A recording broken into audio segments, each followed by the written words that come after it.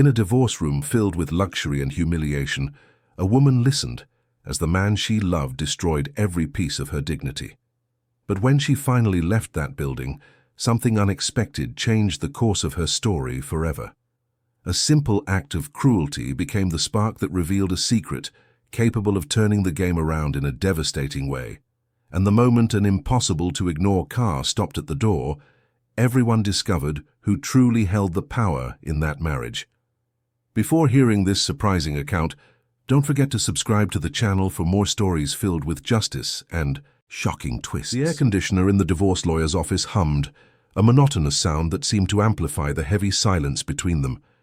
High up in the mirrored skyscraper, where the city stretched out like a carpet of lights and concrete, the woman, whose name had once been synonymous with his, sat with her spine straight, her hands folded over her silk skirt. Across the solid mahogany table, he, in his impeccable suit and with a sneer on his lips, dripped words like poison. Useless. That's what you are, Helena. Always have been. And now, without me, what will you be? A parasite, as always. His voice, once capable of whispering promises of eternal love, was now a whip. You never had any value on the job market. Your life, my dear, ends here, with me. His lawyer, a man with cold features and calculating eyes, watched the scene with poorly disguised amusement, a pen spinning between his fingers. Helena's lawyer, a young recent graduate, seemed to shrink in his chair, unable to articulate a defense that could match the cruelty emanating from the ex-husband. The settlement, a pile of clauses that would barely cover a month's expenses, was an insult. He made sure to remind her with every sentence that this pittance was charity, a gesture of his magnanimity. Helena felt a lump in her throat, but she didn't cry. The tears had dried up long ago, replaced by a kind of numbness, years of erasing her own life, fading away to fit into his world, to be the perfect wife, the discreet shadow, years of, you don't understand, this isn't for you, let me handle it. The pen in her hand felt heavy, but she lifted it. With a firm movement, she signed the document, but before handing it over, she decisively struck through his last name, which had been hers for so long. Helena. Just Helena. A breath of fresh air in her lungs. Leaving the room, the humiliation didn't stop. The building's lobby, with its polished marble and towering ceiling, seemed even colder. She fumbled in her purse for her phone, intending to call a car, but the screen remained dark. Dead battery. Across the lobby, leaning against a column, her ex-husband watched her, a satisfied predator waiting for his prey to beg for help. He approached, the arrogant smile still on his face. Problems, Helena? Let me... Gas, the phone died. Typical. He pulled $100 bill from his wallet, holding it out like someone tossing a coin to a beggar. Here, for your cab. Don't say I'm not generous. Helena faced him, her dignity intact. I'm not waiting for a cab, Richard. And then something he never imagined happened. A deep rumble, impossible to ignore, filled the lobby, a sound that didn't belong in this environment of yellow cabs and executive sedans. A long, imposing black limousine, a model reserved for the truly powerful, pulled up smoothly to the main entrance. The receptionist, always impassive at her ebony desk, stood up for the first time in years, her eyes wide. An impeccable chauffeur in a dark uniform and white gloves opened an umbrella and walked directly to Helena, completely ignoring Richard, who watched the scene with his mouth agape. The rear door of the limousine opened, and a man stepped out. He was a living legend, a billionaire whose name was whispered in business circles as a synonym for innovation and power. A man who transformed entire markets, a figure so inaccessible that entire corporations waited months for a 15-minute meeting. He walked toward Helena with a reverence Richard had never shown, his blue eyes fixed on hers. Helena, is everything concluded? His voice was calm but carried an unquestionable authority. She nodded, a slight smile appearing on her lips. Yes, Mr. Miller, it's done. He extended his hand and Helena took it. Excellent. Your new life awaits. He led her into the car, the door closing softly behind them. Richard stood there, soaked by the light rain that had begun to fall, Disbelief and fear stamped on his face. What he didn't know, not until much too late, was that the woman he had spent years belittling had secretly become one of the world's greatest anonymous experts in art analysis. Her insignificant blog, as he mocked it, was just a front. In specialized forums, she identified forgeries that entire museums couldn't decipher. The billionaire who had come to pick her up was the same collector she had anonymously helped recover a lost painting of incalculable value. He trusted her, admired her genius, and now he was offering her the position of chief curator of an international foundation with state-of-the-art labs, a multi-million-dollar budget, and total autonomy. As she was reborn, Richard's world collapsed. Within weeks, his company was swallowed by a sudden acquisition, and the new owner, none other than the billionaire who had picked up his ex-wife, liquidated everything. The financing for his biggest project was cancelled. Partners abandoned him. His fortune slipped through his fingers. Lawsuits piled up. He then realized the most humiliating truth. The boring details he had always ridiculed were precisely the ones she had recorded for years, and which allowed the authorities to dismantle the entire fraudulent empire he had built. Months later, reduced to a shadow of the man he once was, he saw her again, now as the head of the foundation that had just acquired a Renaissance masterpiece. Elegant, respected, surrounded by academics, she walked past him without even noticing his presence, not out of contempt, but because he simply no longer existed in her world. As for her, in her lab, she restored forgotten paintings and rescued silenced artists, using the skill her ex-husband had called useless. In fact, that skill had become her most powerful revenge, silent, precise, and final. In the end, the woman who had been humiliated in the divorce proved that the greatest comebacks don't come from shouting, but from competence.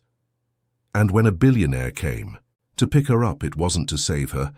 It was because he knew that only she could command everything he had built.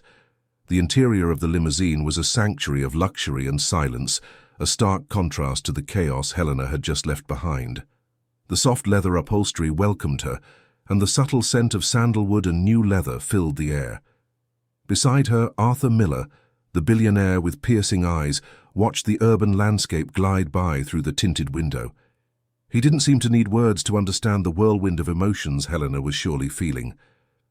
"I imagine it's been a liberating day," he commented, his voice low and thoughtful without a hint of irony.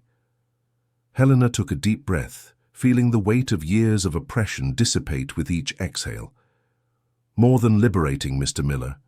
It was a rebirth." She looked at him, a glint of gratitude in her eyes. "I don't know how to thank you for all of this, for believing in me, for giving me this opportunity." Arthur smiled, a genuine smile that softened the lines on his face. "Helena, you don't need to thank me. I'm a businessman, and I know talent when I see it. Your ability is rare, almost supernatural. You've unraveled mysteries that entire teams of renowned experts couldn't. That insignificant blog your ex-husband so despised was, in fact, a beacon for those who truly understand the value of art." He paused, and the car slid smoothly down a tree-lined avenue. "The Miller Foundation for Arts and Antiquities isn't just a charity project, Helena. It's a passion, and I need someone with your vision, your intuition, and your knowledge to lead it. Not to manage, but to create, to revolutionize the way the world interacts with art." Helena felt a thrill of excitement. The idea of having total autonomy, unlimited resources, and the trust of someone like Arthur Miller was intoxicating. For years, her passion for art had been relegated to a secret hobby, an escape valve from the mediocrity of her married life. Now that passion would be her purpose. "I won't let you down, Mr. Miller," she promised, her voice firm. "I know you won't," he replied, his gaze fixed on her. "Your new office and lab are already set up. The team, carefully selected, awaits your instructions. And the first project, well, let's just say it's something that will require all of your genius." He handed her a tablet. On the screen was the image of an old painting, dusty and almost unrecognizable, but with a subtle brilliance that only a trained eye like Helena's could discern.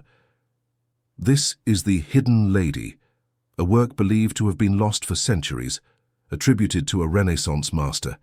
No one has been able to authenticate it. But I have a hunch, and my hunch tells me you're the only person capable of unlocking its secrets. Helena took the tablet, feeling the weight of responsibility, but also a wave of pure joy. It was the kind of challenge that made her buzz, that kept her up at night, that drove her to dive into research and analysis. Meanwhile, Richard, still standing on the wet sidewalk, watched the limousine disappear in the distance. The light rain had turned into a downpour and he was soaked, but the moisture on his face wasn't just from the rain. It was the cold sweat of fear. The image of Helena getting into that car with Arthur Miller, the man he knew to be one of the biggest sharks in the market, hit him like a lightning bolt. Her confident smile, the way Miller treated her with respect. That wasn't a simple meeting. It was something much bigger. He tried to call his lawyer, but his wet phone wouldn't respond. The battery on his own device, which he swore he had charged, was strangely dead. A pang of panic began to set in.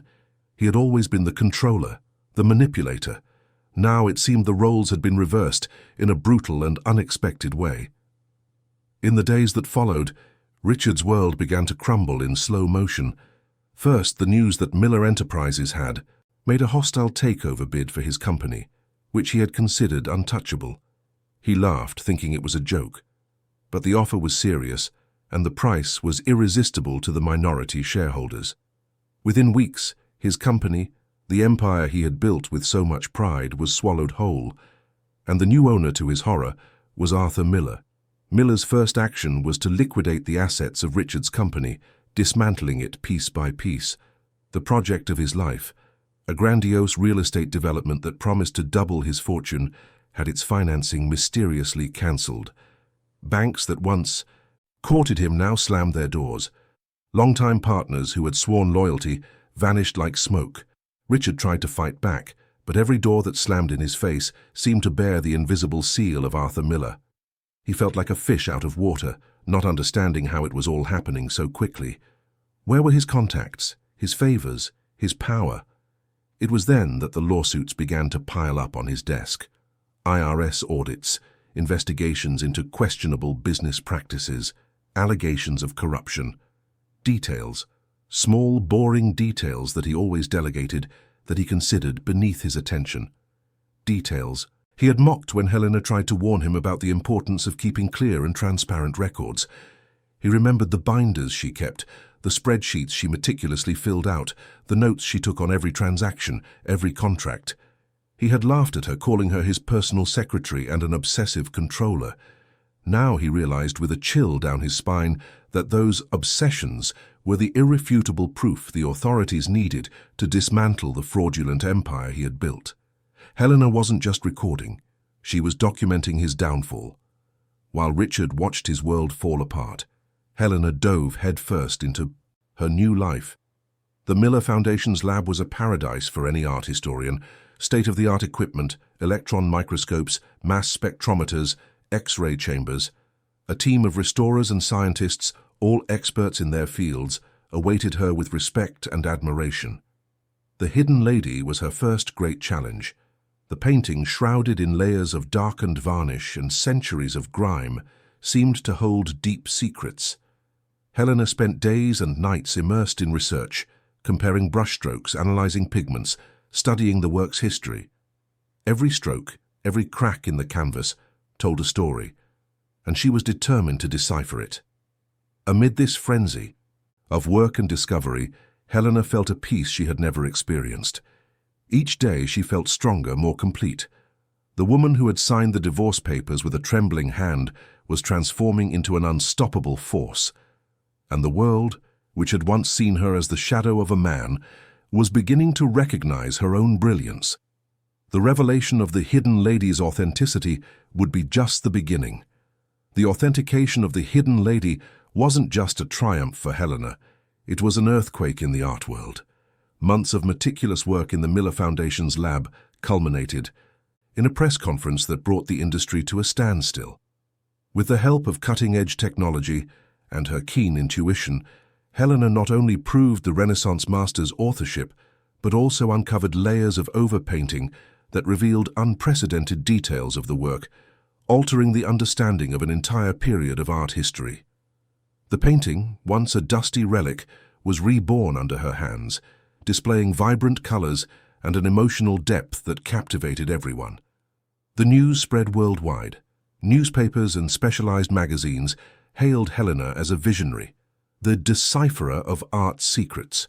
Prestigious museums and galleries that had once ignored her now begged for her consultation. The insignificant blog that Richard had so ridiculed was unearthed by investigative journalists, revealing the depth of her knowledge and the precision of her anonymous analyses. The irony was palpable. Arthur Miller, in his speech at the conference, made sure to credit all the success to Helena. The Miller Foundation is honored to have Dr. Helena as our chief curator. Her genius is a beacon that lights the way to a new era in the conservation and appreciation of art. She doesn't just restore works, she restores history. Helena, standing beside him, felt a warmth in her chest. It wasn't the warmth of vanity, but of fulfillment. She was doing what she loved, and her work was being recognized and valued. The woman who once felt invisible was now in the spotlight, not for a borrowed last name, but on her own merit. Meanwhile, Richard's world continued to collapse. The liquidation of his company by Miller Enterprises was just the beginning. The investigations into his business practices deepened, and the boring details Helena had recorded became irrefutable evidence. Every binder, every email, every note he had dismissed as insignificant was now a nail in the coffin of his empire. His lawyer, once so confident, now seemed exhausted and disheartened. "Richard, the evidence is overwhelming. Helena's records, they're impeccable. She documented every transaction, every diversion, every scheme. It's like she knew this day would come." Richard felt a chill. Helena. Always Helena. He had underestimated the woman who had slept beside him for years. He had diminished her, treated her like an accessory, a shadow. And now, that shadow was revealing herself to be the architect of his ruin. Her revenge wasn't loud, it wasn't impulsive. It was calculated, patient, and devastating. The press, which had once idolized him as a visionary tycoon, now portrayed him as an unscrupulous businessman, a con artist. His friends abandoned him, his contacts disappeared. He found himself alone, his reputation in tatters and his fortune slipping through his fingers. The lawsuits multiplied, and he was losing everything. One day Richard was in his old office, now empty and with an eviction notice on the door, when he saw a report on television. It was Helena, at a gala event, receiving an award for her contribution to the arts. She was stunning, radiant, surrounded by influential figures. The smile on her face was genuine, the confidence in her eyes unshakable. He felt a pang of envy, but also something deeper, regret. He had had that woman by his side, with her intelligence, her passion, her integrity, and he had destroyed her, or at least tried to. Now she was rising from the ashes he had created, stronger and more brilliant than ever. The Miller Foundation, under Helena's leadership, didn't just restore masterpieces. It launched art education programs for underserved communities, funded young talents, and created research labs at various universities. Helena was building a legacy, an empire of knowledge and beauty, using the very skills Richard had called useless. Months later, Richard was in a courtroom facing another lawsuit. His appearance was worn, his clothes wrinkled. He was a shadow of the arrogant man he once was. As he left the courthouse, he saw a crowd of journalists and photographers. His heart froze. He thought they were there for him to document another chapter of his fall. But they weren't. The crowd parted, and through it walked Helena. She was accompanied by Arthur Miller and a delegation of academics and curators. They had just announced the acquisition of a priceless Renaissance art collection, which would be the centerpiece of a new exhibition at the Miller Foundation. Helena was elegant, in a dress that highlighted her confident posture. She spoke with passion about the importance of art, about the need to preserve beauty and history for future generations. Her eyes sparkled. She walked past Richard without even noticing his presence. There was no contempt in her gaze, no anger, just a complete lack of recognition. To her, he simply didn't exist anymore. He was a figure from the past, a distant and irrelevant memory. Richard felt the weight of that indifference. It was worse than any insult, any conviction. He had been erased from her life just as he had tried to erase her from his. Helena's revenge wasn't about actively making him suffer. It was about thriving so magnificently that he would become insignificant, and she had succeeded. As Helena moved forward, her name echoing in the halls of art history, Richard sank deeper and deeper into oblivion. The woman he had tried to nullify was now the driving force of a cultural empire, and he, the man who considered himself invincible, was just a footnote in her ascent. Helena's indifference in that chance encounter outside the courthouse was a more precise blow to Richard than any judicial sentence. He had expected anger, perhaps a look of triumph, but he found only emptiness. It was as if he had become a ghost, a translucent figure who could no longer interact with the real world. The humiliation of being invisible to the woman he had tried to make invisible was a silent but constant torment. While Richard sank into a limbo of lawsuits and debt, Helena flourished. The Miller Foundation, under her curatorship, became a hub of innovation and excellence. The acquisition of the Renaissance collection was just the first of many bold moves. Helena wasn't content to just display works. She wanted art to dialogue with the present, to inspire new generations. Her lab, a high-tech sanctuary, was her kingdom. There, she and her team not only restored masterpieces, but also developed new conservation techniques, using artificial intelligence to analyze brushstroke patterns and identify the provenance of pigments. Helena, who had once used her insignificant blog to unmask forgeries, now led the vanguard of artistic authentication and preservation. One of Helena's most ambitious projects was the rescue of silenced voices. She believed that art history was told from a very limited perspective, and that many artists, especially women and minorities, had been forgotten or deliberately erased. With a generous budget from the Miller Foundation, she launched a global initiative to research, authenticate, and exhibit works by underrepresented artists.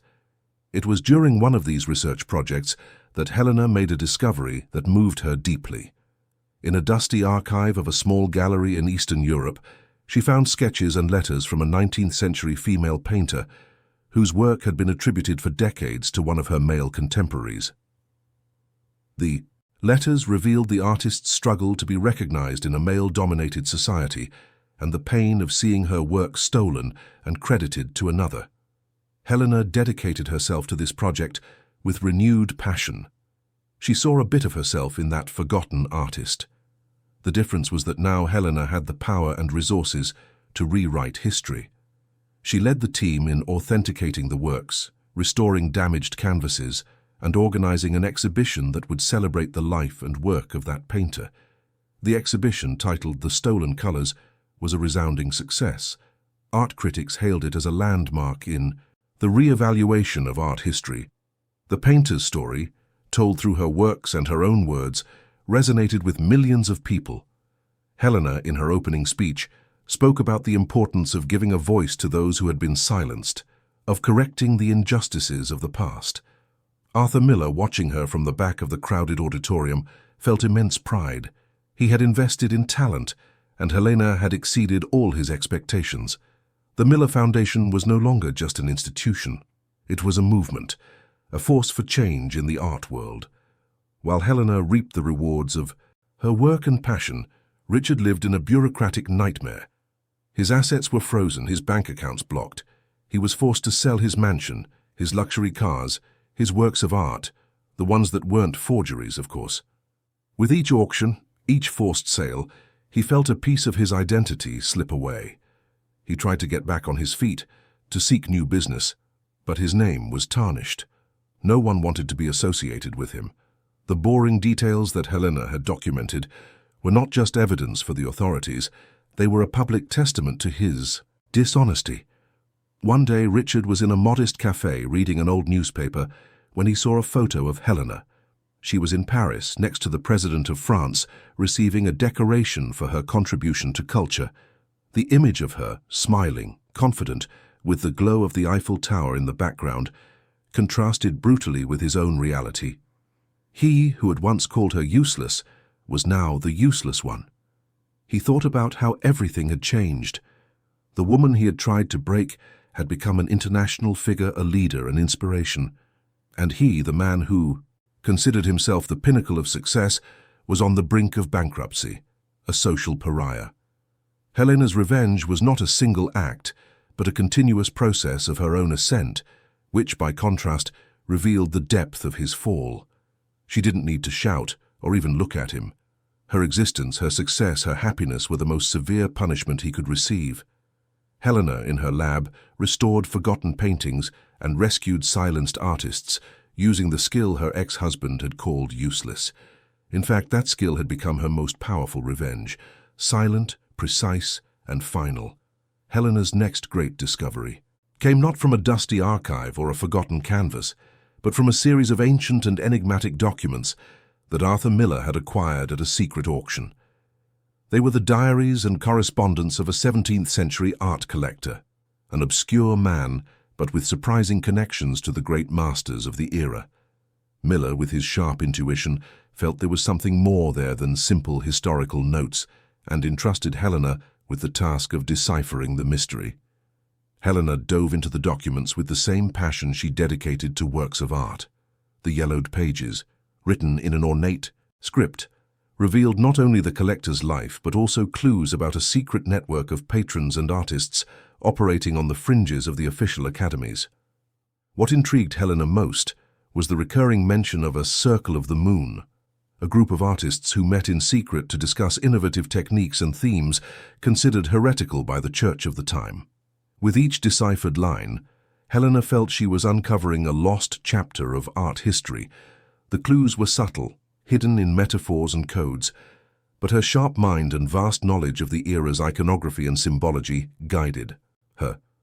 She realized that the Circle of the Moon was not just a group of artists, but a kind of secret society that challenged the artistic and religious conventions of its time. The research took her to dusty libraries in Venice, hidden archives in Florence, and private galleries in Rome. She spent weeks immersed in manuscripts, comparing styles, analyzing signatures, and seeking connections between the works of known artists and the enigmatic references in the diaries. It was in a small church in a remote Tuscan village that Helena found the first concrete proof of her theory. In a little-known fresco, attributed to a minor painter of the time, she identified a recurring symbol from the collector's diaries, a small crescent moon hidden in the fold of a secondary figure's robe. That symbol, which had gone unnoticed for centuries, was the signature of the Circle of the Moon. The discovery was electrifying. Helena realized that many works of art, attributed to minor artists or considered of unknown authorship, could in fact be creations of these secret artists. The Circle of the Moon had created a significant body of work, but deliberately hidden, to protect their ideas and their creative freedom. Helena returned to the Miller Foundation with a stack of notes, photographs, and a revolutionary theory. She presented her findings to Arthur Miller, who listened with a sparkle in his eyes. "Helena, this is monumental. You're not just discovering works of art, you're rewriting art history." With Miller's unrestricted support and the Foundation's resources, Helena launched the Light in the Shadows project, dedicated to identifying and authenticating the works of the Circle of the Moon. Helena's team, now expanded with art historians and scientists of various nationalities, embarked on a journey of discovery that promised to forever change the understanding of the Renaissance. While Helena was immersed in her new and exciting research, Richard continued his downward spiral. He had lost the last of his assets, a small apartment downtown. Now he was living on the charity of a distant relative, a bitter man who never missed an opportunity to remind him of his failures. His name, once synonymous with power and wealth, was now associated with scandals and fraud. No one hired him, no one received him. He tried to start small businesses, but the shadow of his past followed him like a curse. The few friends he had left drifted away, ashamed or afraid of being associated with him. Richard spent his days in cheap cafes, reading newspapers and magazines, always hoping to find some news that could give him a clue, an opportunity to get back on his feet. But all he found were articles about Helena. "Helena, the visionary who unravels the secrets of the Renaissance," read one headline. "The Miller Foundation announces the discovery of a new 17th-century artistic movement, led by Dr. Helena, said another. Each piece of news was a stab, a cruel reminder of what he had lost, of what he had thrown away. He remembered the nights when Helena would stay up late, poring over books and documents, her passion for art shining in her eyes. He had mocked her, saying it was a useless pastime, that she should focus on more important things, like his career. The irony was so bitter he could almost taste it. Helena's revenge wasn't active, but passive. She didn't have to do anything for him to suffer. Her success was the most effective torture. With each new achievement of hers, each new recognition, Richard felt the weight of his own choices, of his own arrogance. He wondered if she thought of him, if she remembered the years they spent together, the promises they made. But he knew the answer. For Helena, he was a turned page, a closed chapter. He no longer existed in her world, and that was the greatest punishment of all. Helena, in her lab, restored forgotten paintings and rescued silenced artists using the skill her ex-husband had called useless. In fact, that skill had become her most powerful revenge, silent, precise, and final. The revelation of the Circle of the Moon promised to be much more than the simple discovery of a new group of artists. Helena, with her team, was about to unearth an alternative narrative of art history, one that challenged established truths and questioned the authorship of renowned works. With each new piece of the puzzle, each deciphered symbol, each authenticated document, the magnitude of the discovery became more evident. The Light in the Shadows project was not limited to identifying the works of the Circle. It sought to understand the philosophy behind their art, the reasons for their secrecy, and the impact their ideas had on the culture of the time. Helena discovered that the Circle was composed of intellectuals, scientists, and artists who questioned religious dogmatism and social conventions, seeking a freer and more humanistic artistic expression. They communicated through visual and literary codes, hiding messages in their works that could only be deciphered by initiates. The research led Helena to a series of surprising discoveries. She found evidence that some members of the Circle had collaborated with renowned artists, influencing their works in subtle but significant ways. In some cases, Helena suspected that works attributed to famous masters might have actually been creations of Circle members, who signed them with the names of their better-known collaborators to ensure their survival and dissemination. The Miller Foundation, under Helena's leadership, was preparing a monumental exhibition to present the findings of Light in the Shadows. The exhibition promised to be a watershed moment, not only for revealing a new chapter of art history, but for questioning the very notion of authorship and the way art is canonized. Arthur Miller was ecstatic about the potential of the discovery. "Helena, you're not just finding art, you're redefining art," he told her, his eyes shining with admiration. News of Helena's progress began to leak to the specialized press, generating a buzz in the art world. Historians and critics were divided between skepticism and curiosity. Some saw the discovery as heresy, a threat to the established order. Others as an opportunity to re-evaluate art history in a new light.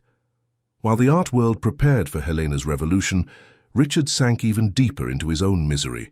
He had lost the last of his assets and now lived in a rented room in a peripheral neighborhood of the city. His days were filled with the fruitless search for work and the bitterness of his memories.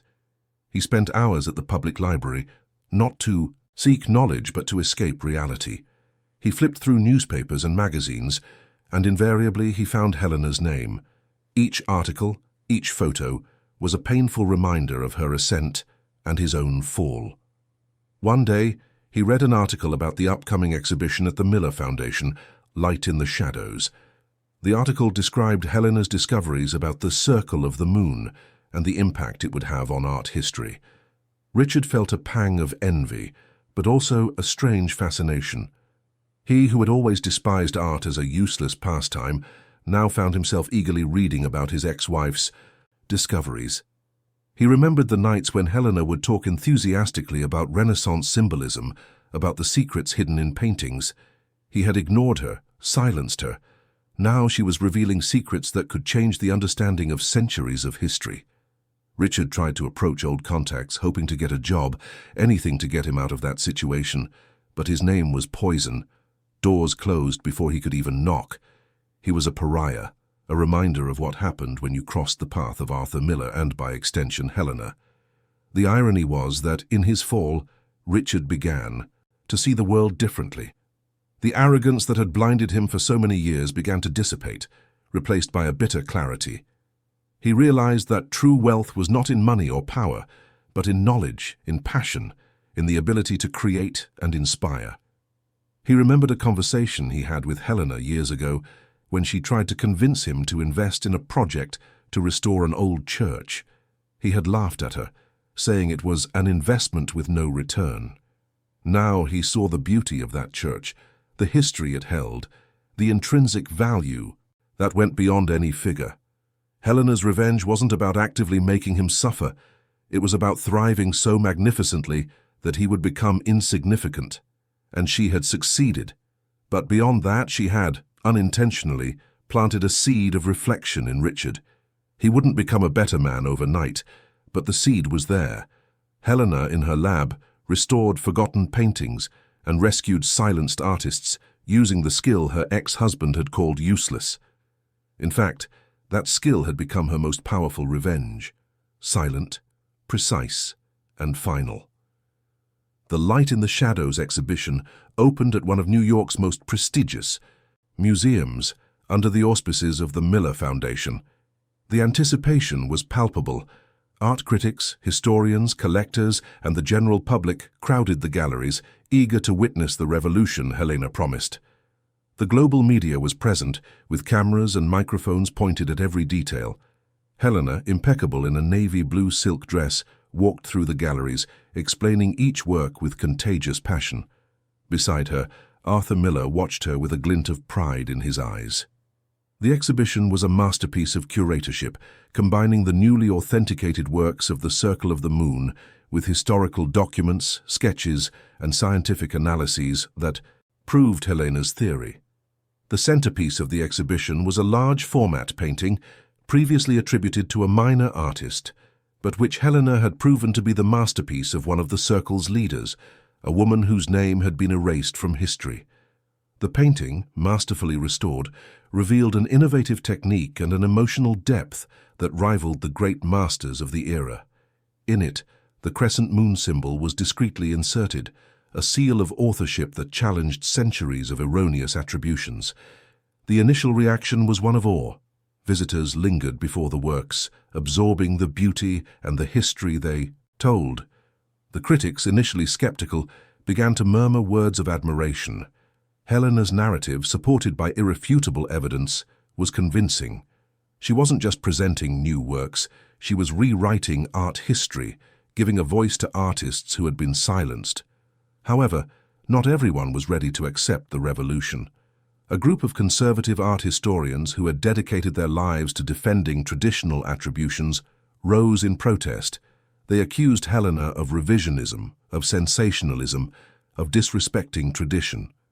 One of them, a renowned professor from a European university, confronted Helena publicly during the press conference. "Dr. Helena, with all due respect, your theories are an affront to centuries of scholarship.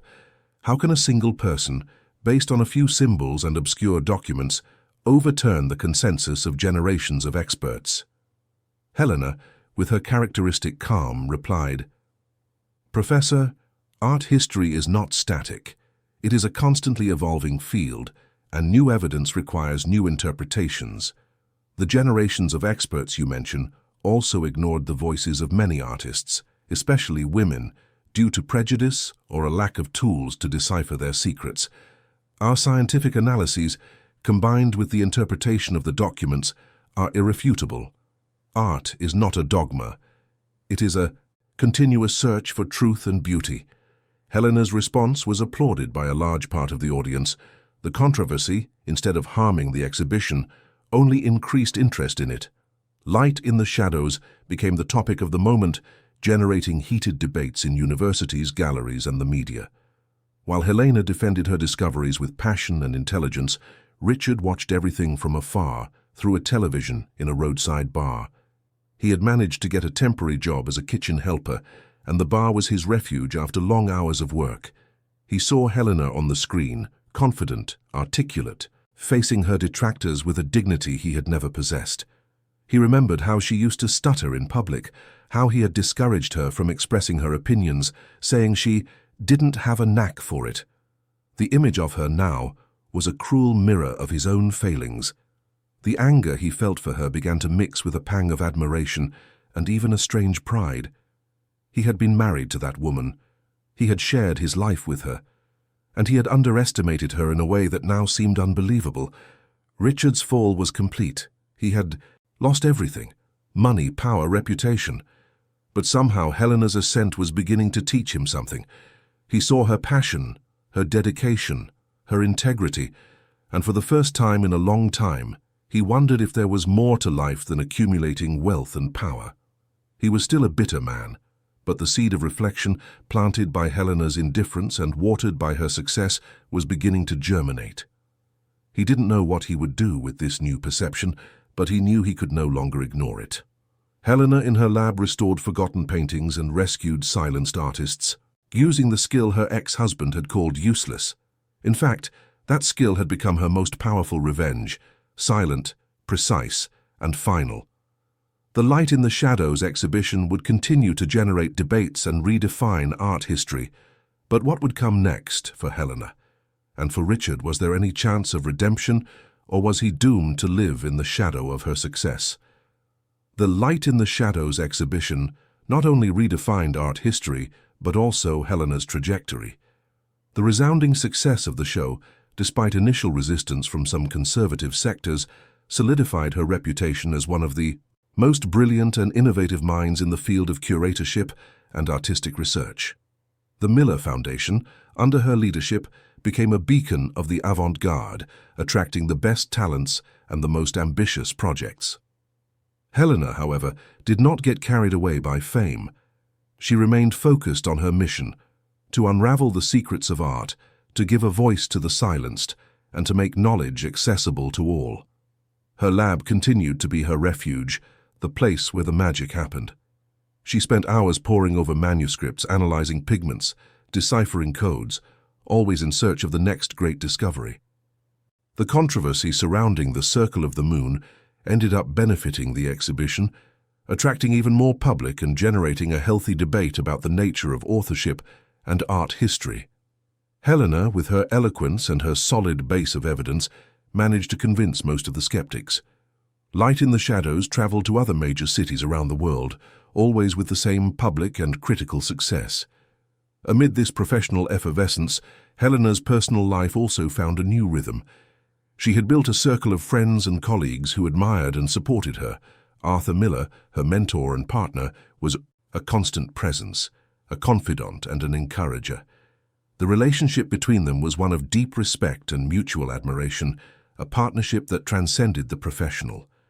One of the most interesting developments of the Light in the Shadows project was the discovery of a new set of documents that suggested the existence of an even older Circle of the Moon, operating in the Middle Ages.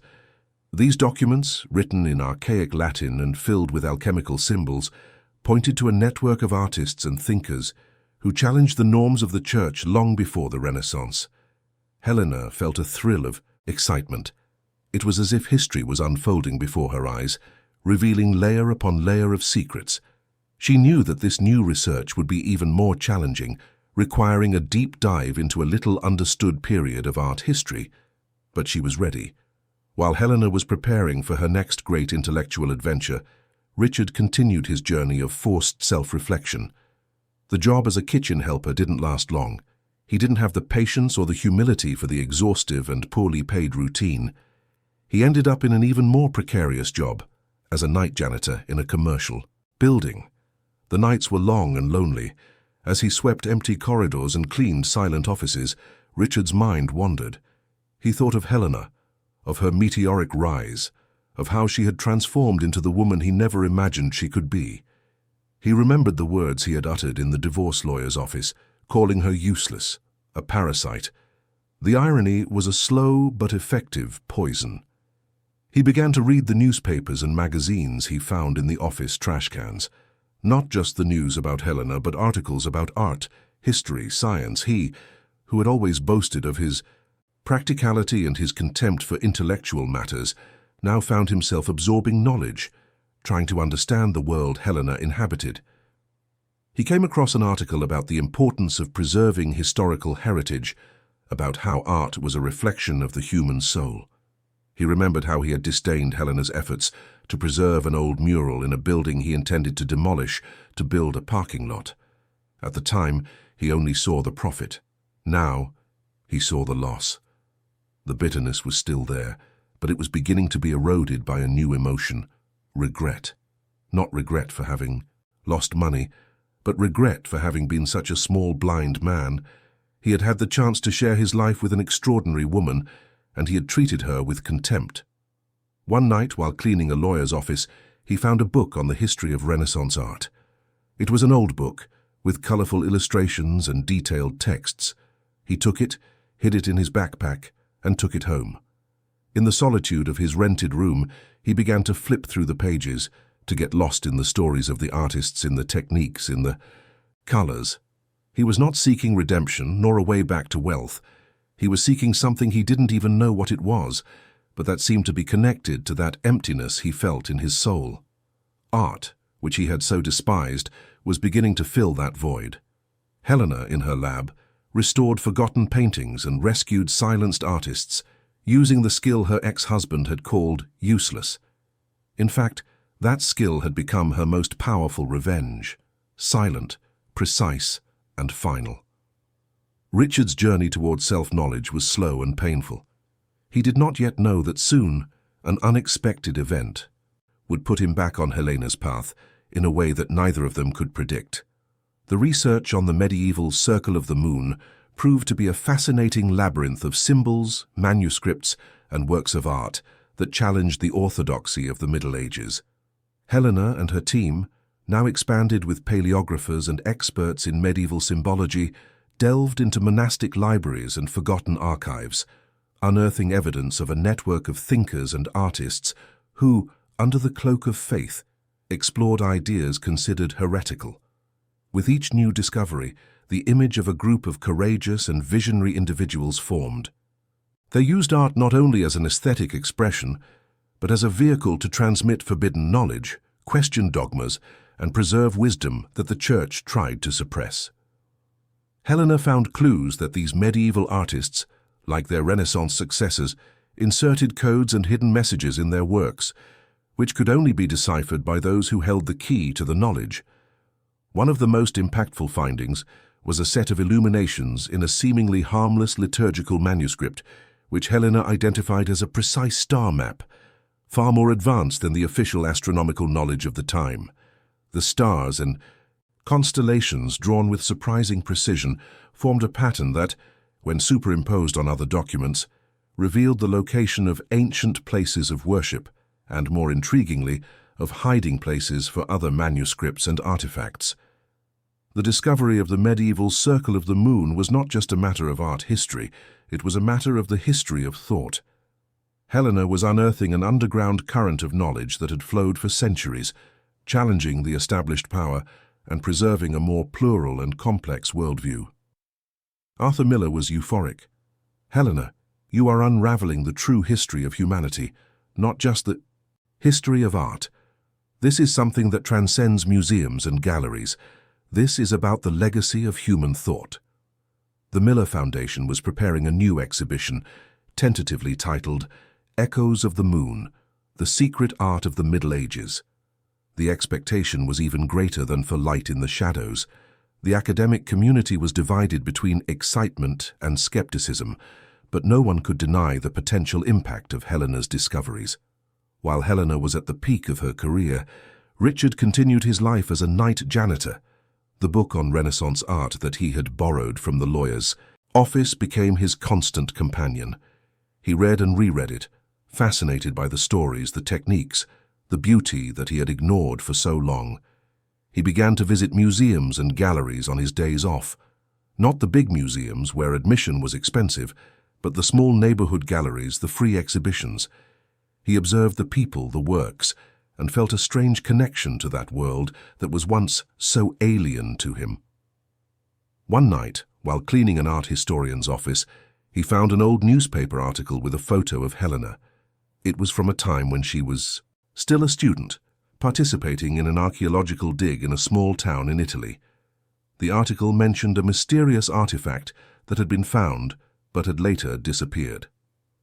Richard felt a chill. He remembered Helena talking about that artifact, a small bronze medallion with strange symbols. He had mocked her at the time, saying it was just old junk. But now, with his new interest in art and history, he wondered if that medallion could have any connection to Helena's discoveries about the circle of the moon. He began to research the medallion using the public library's computers. He discovered that the artifact had been stolen from the excavation site shortly after its discovery, and that its whereabouts were unknown. The police had investigated, but the case had been closed for lack of leads. Richard felt a strange compulsion. He didn't know why, but he felt he had to find that medallion. Maybe it was a way to redeem himself, to do something useful, something that could somehow compensate for the mistakes of the past. Or maybe it was just curiosity, the same curiosity that Helena had awakened in him. He began to use his old investigative skills, the ones he used to close deals and discover competitors' secrets. He searched archives, asked discreet questions, followed leads. It was a different world from what he was used to, but the thrill of the hunt was the same. He discovered that the medallion had been sold on the black market, and that it had passed through several hands before disappearing completely. The last clue led him to an eccentric collector, known for his passion for medieval artifacts and his aversion to any kind of publicity. Richard knew he was getting into something dangerous, but the idea of being able to help Helena somehow drove him. He didn't want recognition, he didn't want forgiveness. He just wanted to do something right, for the first time in a long time. Helena, in her lab, restored forgotten paintings and rescued silenced artists using the skill her ex-husband had called useless. In fact, that skill had become her most powerful revenge, silent, precise, and final. Fate, with its peculiar irony, was about to cross the paths of Helena and Richard again, but this time in completely different circumstances. The medallion, a forgotten link to the past, would be the key to a new twist. The search for the medallion led Richard into an underworld of obscure collectors and unscrupulous art dealers, a parallel universe to Helena's academic and respectable world. He used his old negotiation skills and his cunning to navigate this labyrinth, disguising himself as someone interested in minor artifacts to avoid raising suspicion. With each step, he felt an adrenaline rush he hadn't experienced in a long time, but this time with a different purpose. The last clue led him to an old isolated mansion on the outskirts of the city, the residence of an eccentric collector named Silas Blackwood. Blackwood was a legendary figure in the art black market, known for his vast collection of medieval artifacts and his paranoia. He rarely received visitors, and his property was protected by an impenetrable security system. Richard knew a direct approach would be useless. He needed a plan. Using his experience in systems analysis and his ability to observe details, he spent days studying Blackwood's routine, the blind spots of his security cameras, the schedules of his few employees. He infiltrated the property under the pretext of being a supply delivery man, managing to get a glimpse of the inside of the house. The mansion was a private museum, filled with ancient artifacts, statues, and paintings. Richard felt a chill seeing the historical wealth that Blackwood hoarded, often illicitly. He knew the medallion would be there, hidden somewhere. Meanwhile, Helena was immersed in preparations for the exhibition Echoes of the Moon, the secret art of the Middle Ages. Each day, new pieces of the puzzle fell into place, revealing the depth and complexity of the medieval circle of the moon. She had discovered that the medallion, the one that had disappeared years ago from the excavation she had participated in, was a crucial artifact for deciphering the circle's final codes. The medallion, according to the documents Helena had unearthed, was a kind of master key, capable of revealing the location of a secret archive of works and manuscripts that the circle had hidden to protect them from the Inquisition. Without it, the exhibition would be incomplete, and a vital part of the circle's history would remain hidden. Helena had tried to track down the medallion for years, but all leads had gone cold. She knew it was probably in the hands of some private, inaccessible collector. The frustration was immense, but she didn't give up. Richard, for his part, was getting closer. He had discovered that Blackwood kept his most valuable artifacts in an underground vault, accessible only through a secret passage. He needed an opportunity, a moment of distraction. The opportunity came during a summer storm, which caused a blackout in the region. Richard, who was monitoring Blackwood's property, saw the perfect chance. He knew the security systems would be compromised, and that Blackwood would be preoccupied with protecting his collection. He broke into the mansion, using his knowledge of the property to move undetected. The interior was dark, lit only by the lightning that tore through the sky. He found the secret passage to the vault, a trapdoor hidden under a Persian rug. Inside, amidst a vast collection of artifacts, Richard found the medallion. It was exactly as Helena had described it, a small bronze disc with strange symbols engraved on it. He picked it up, feeling a strange energy emanating from it. The moment he turned to leave, a bright light blinded him. Blackwood was there, a gun in his hand, his face contorted with rage. "Thief! I knew they would come for me." Richard had no time to explain. He knew Blackwood wouldn't believe his story. He had to escape, and he had to take the medallion with him. A struggle ensued in the dark among the valuable artifacts. Richard, despite his deteriorated physical condition, still possessed the cunning and agility of his business days. He managed to disarm Blackwood and flee, taking the medallion with him. He ran through the rainy night, the medallion clutched in his hand. He didn't know what he would do with it, but he knew he had to get it to Helena, not for forgiveness, not for recognition, but because it was the right thing to do. It was the only way to perhaps begin to redeem himself. Helena, in her lab, restored forgotten paintings and rescued silenced artists, using the skill her ex-husband had called useless. In fact, that skill had become her most powerful revenge, silent, precise, and final. The medallion, once an object of contempt for Richard, was now the key to Helena's next great revelation. And fate, with its peculiar irony, was about to cross the paths of Helena and Richard again, but this time in completely different circumstances. The morning after Richard's escape from Silas Blackwood's mansion dawned grey and rainy, mirroring the turmoil in his soul. He was exhausted, bruised, and his body ached, but the medallion in his hand was a weight that drove him forward. He knew he couldn't just show up at the Miller Foundation with the artifact. His appearance, his reputation, everything conspired against him. He needed an intermediary, someone who could get the medallion to Helena without him being immediately arrested or discredited. His thoughts turned to Arthur Miller. Miller was a pragmatic man who valued results above all else. If Richard could prove the medallion's authenticity and its importance to Helena's research, perhaps Miller would listen. With the little money he had left, Richard got a prepaid phone and, after a few attempts, found the number for Arthur Miller's office. The assistant, with her polished voice, informed him that Mr. Miller had a packed schedule and did not take unscheduled calls. "Tell him I have something Dr. Helena urgently needs for the Echoes of the Moon exhibition," Richard insisted, his voice hoarse with exhaustion. "It's about the medallion from the dig in Italy." There was a silence on the other end of the line. The assistant, trained to filter, recognized the specific mention. "One moment, please." The wait felt like an eternity. Richard felt his heart pounding in his chest. He was risking everything. Finally, Arthur Miller's deep voice filled the line. "Mr. Richard Davis." A brief silence. "What do you have, Mr. Davis, that Dr. Helena needs?" Miller's voice was cold, suspicious. "The medallion. The one stolen from the dig in Orvieto years ago. I have it." Another silence, longer this time. "Where did you get it?" Richard hesitated. He couldn't reveal the full truth, not yet. "It's a long story, Mr. Miller, but I can assure you it's authentic, and that it's crucial for Dr. Helena's research on the Circle of the Moon. I'm just asking for a chance to prove it." Miller, a man who trusted his intuition and knew the value of a lead, even from an unlikely source, agreed to a discreet meeting.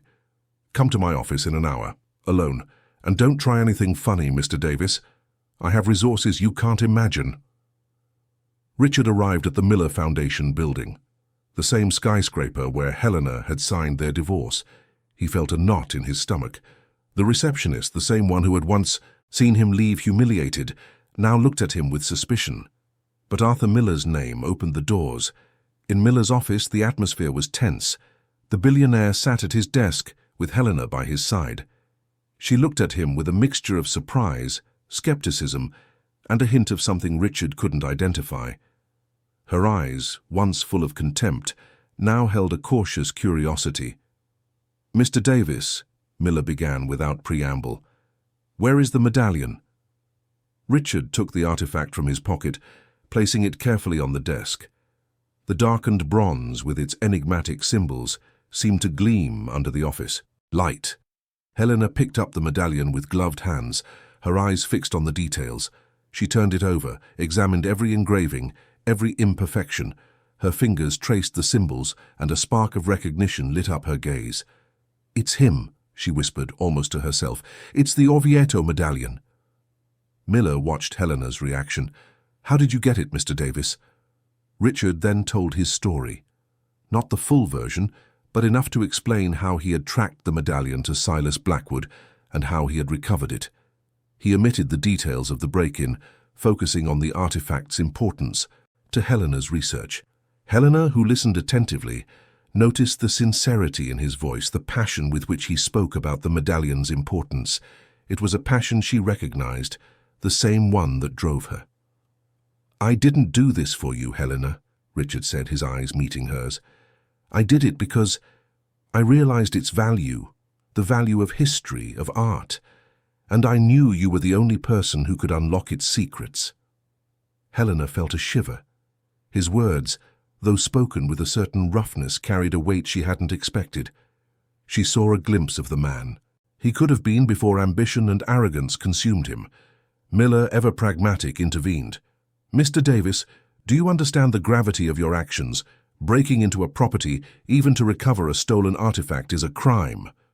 "I know," Richard replied, not looking away. "I'm willing to face the consequences, but the medallion, it's more important." Helena, still holding the medallion, looked at Miller.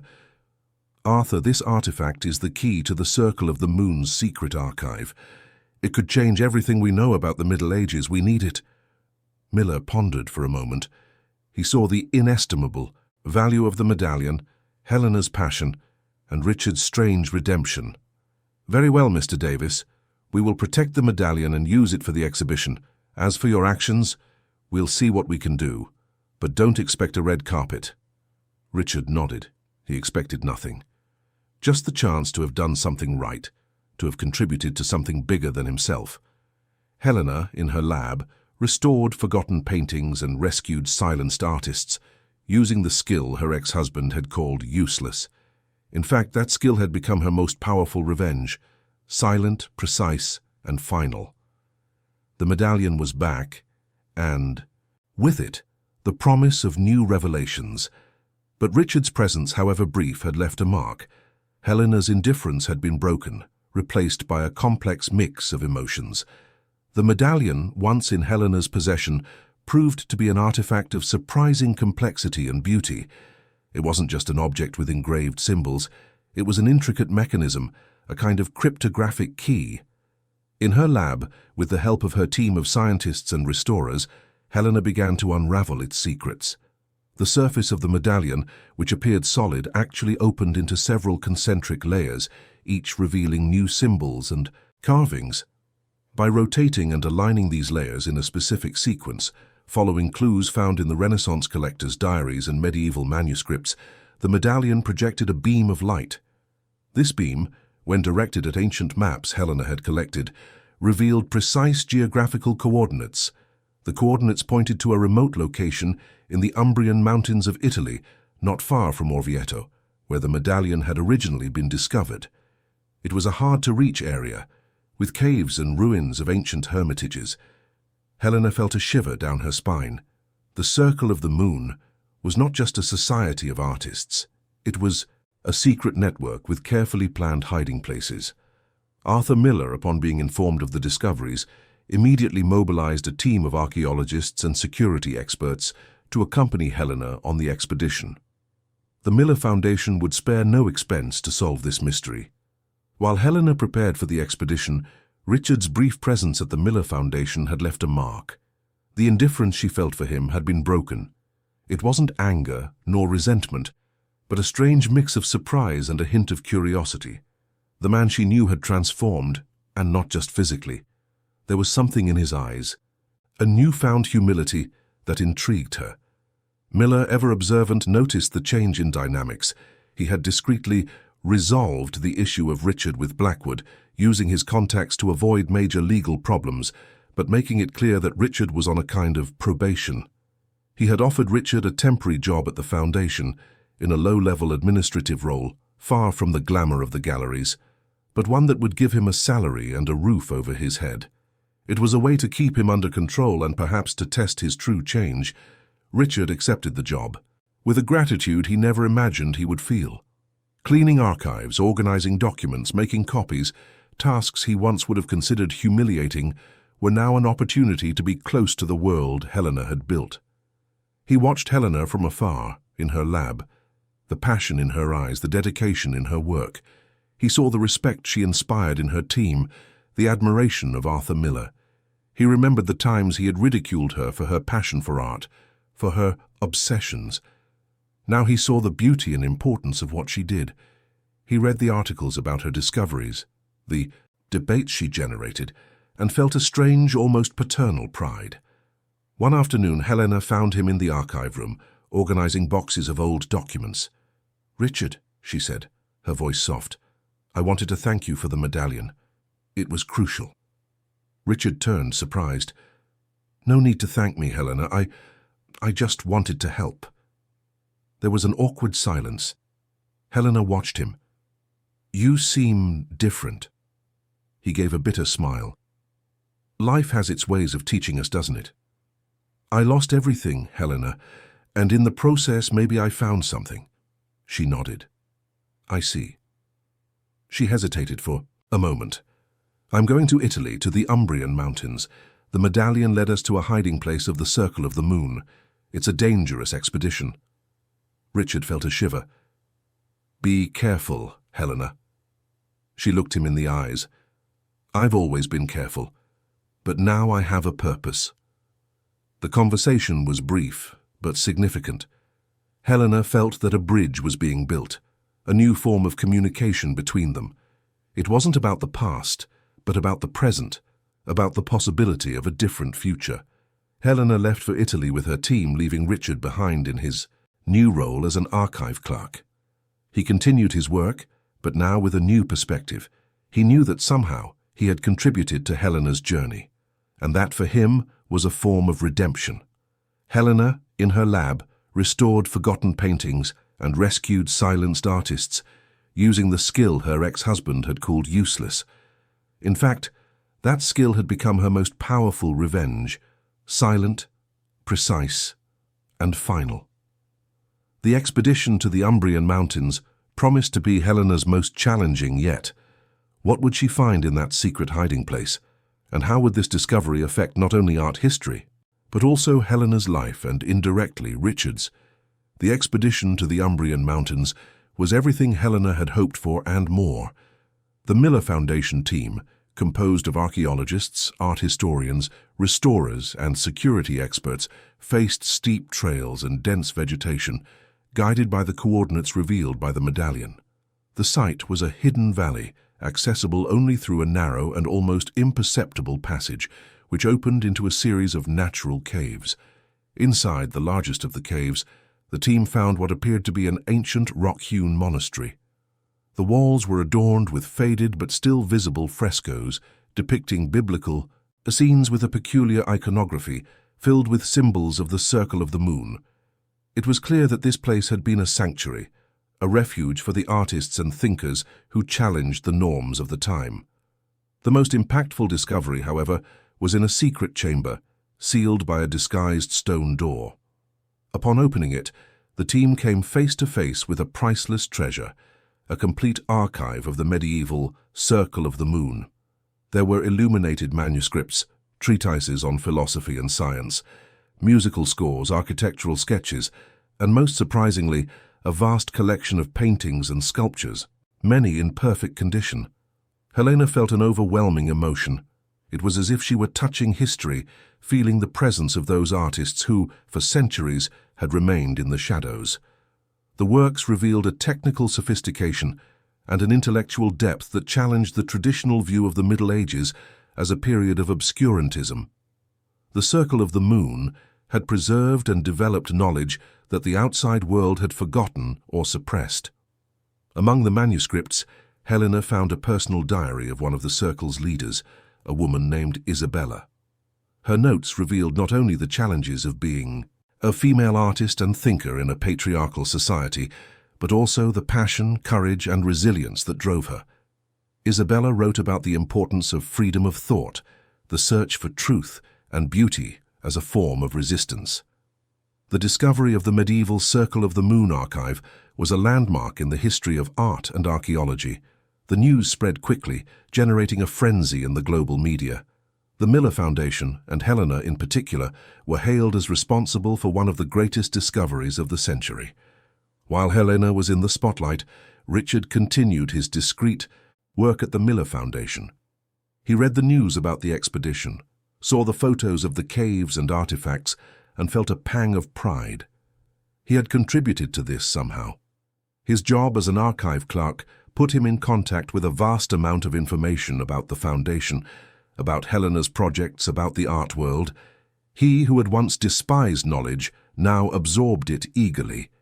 He began to identify patterns, to make connections, to see the world in a more complex way. One afternoon, while organizing a pile of old documents, he came across a dusty box, labeled Abandoned Projects, Miller Enterprises. Curious, he opened the box. Inside was a series of reports and blueprints for a construction project that Arthur Miller had started years ago, but which had been abruptly cancelled. The project was a luxury complex in a remote coastal area, which Miller had planned to build before dedicating himself fully to the Foundation. What caught Richard's attention was a detail in the blueprints. The exact location of the complex coincided with that of an underwater archaeological site known to house ruins of an ancient Roman civilization. Richard felt a chill. He remembered a conversation he had with Helena years ago about the importance of preserving historical heritage. He also remembered how Arthur Miller had acquired Richard's company, liquidating its assets and redirecting its investments to the Foundation. He began to investigate. Using his old research skills and his new passion for history, he delved into the documents. He discovered that Miller's project had been cancelled not for lack of funds, but due to a series of environmental problems and legal issues that had arisen. Richard realized there was something more there. He remembered how decisively Miller had acted to acquire his company and how intensely he had dedicated himself to the Foundation. He began to suspect that Miller's dedication to art and history was not just a passion, but also a way to compensate for something, to correct a past mistake. Helena, in her lab, restored forgotten paintings and rescued silenced artists, using the skill her ex-husband had called useless. In fact, that skill had become her most powerful revenge, silent, precise, and final. The discovery of the medieval Circle of the Moon archive was just the beginning. Richard, in his quest for redemption, was about to uncover a secret that could shake the image of his benefactor and perhaps put Helena at a moral crossroads. The discovery of the medieval Circle of the Moon archive in Umbria was an unprecedented triumph for Helena and the Miller Foundation. The cave monastery, now a protected archaeological site, proved to be a treasure trove of knowledge and beauty, rewriting entire chapters of the history of art and thought. Helena once again was in the global spotlight, hailed as a visionary. While Helena was immersed in cataloguing and studying the new discoveries, Richard, in his discreet corner at the Foundation, deepened his investigation into Arthur Miller's abandoned project. The Abandoned Projects, Miller Enterprises box became his new focus. He spent his nights in the archive room, sifting through documents, reports, and old correspondence.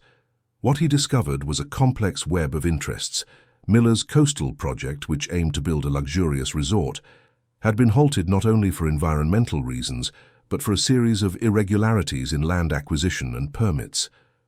Richard found evidence of bribery, document forgery, and even threats to small landowners who refused to sell their land. The most disturbing thing, however, was the connection to the underwater archaeological site.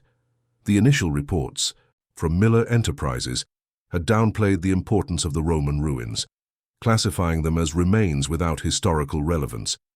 However, Richard found a confidential report, commissioned by Miller from an independent archaeologist, which attested to the inestimable importance of the site, describing it as one of the best-preserved submerged Roman settlements in the Mediterranean. Richard realized the gravity of the situation. Arthur Miller, the philanthropist and patron of the arts, had tried to destroy a historical heritage of incalculable value in the name of profit.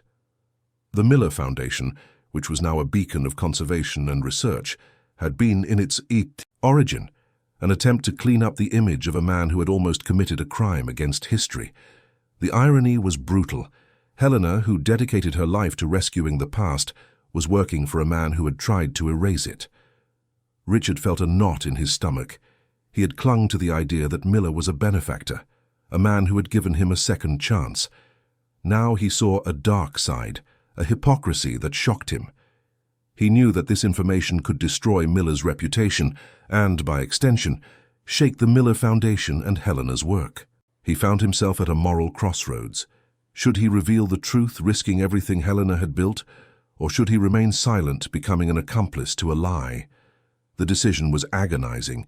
He thought of Helena, of her passion, of her integrity. He knew she would never condone such deceit.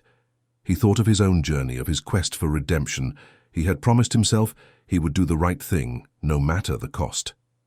Richard decided to confront Miller. He arranged a discreet meeting, using the pretext of having found some irregularities in old contracts. Miller, always astute, sensed the seriousness in Richard's tone. In Miller's office, Richard placed the documents on the table, the reports, the blueprints, the correspondence, the confidential archaeologist's report. Miller examined them, his face impassive. "What is this, Richard?" he asked, his voice calm but with an underlying tension. "It's the truth, Mr. Miller. The truth about the coastal project, about the underwater archaeological site, about what you tried to do." Miller looked up, and Richard saw a glimpse of something he had never seen before. Shame. "I made a mistake, Richard. A big mistake. I was blinded by ambition. But I stopped. I cancelled the project. I dedicated myself to the foundation to try to compensate." "Compensate for what, Mr. Miller? The destruction of a historical heritage, the corruption, the threats to innocent people?" Richard couldn't contain the anger in his voice. "And Helena? Does she know about this?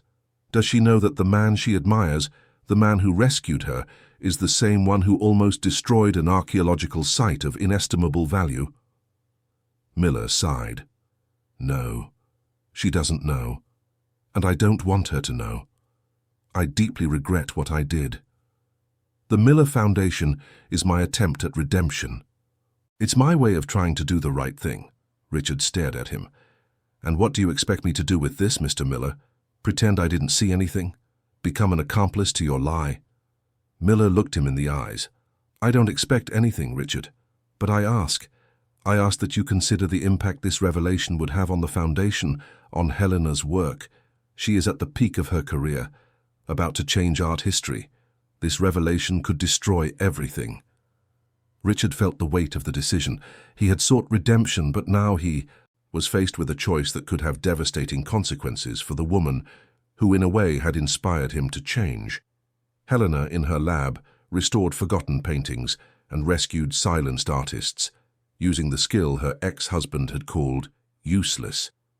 In fact, that skill had become her most powerful revenge, silent, precise, and final.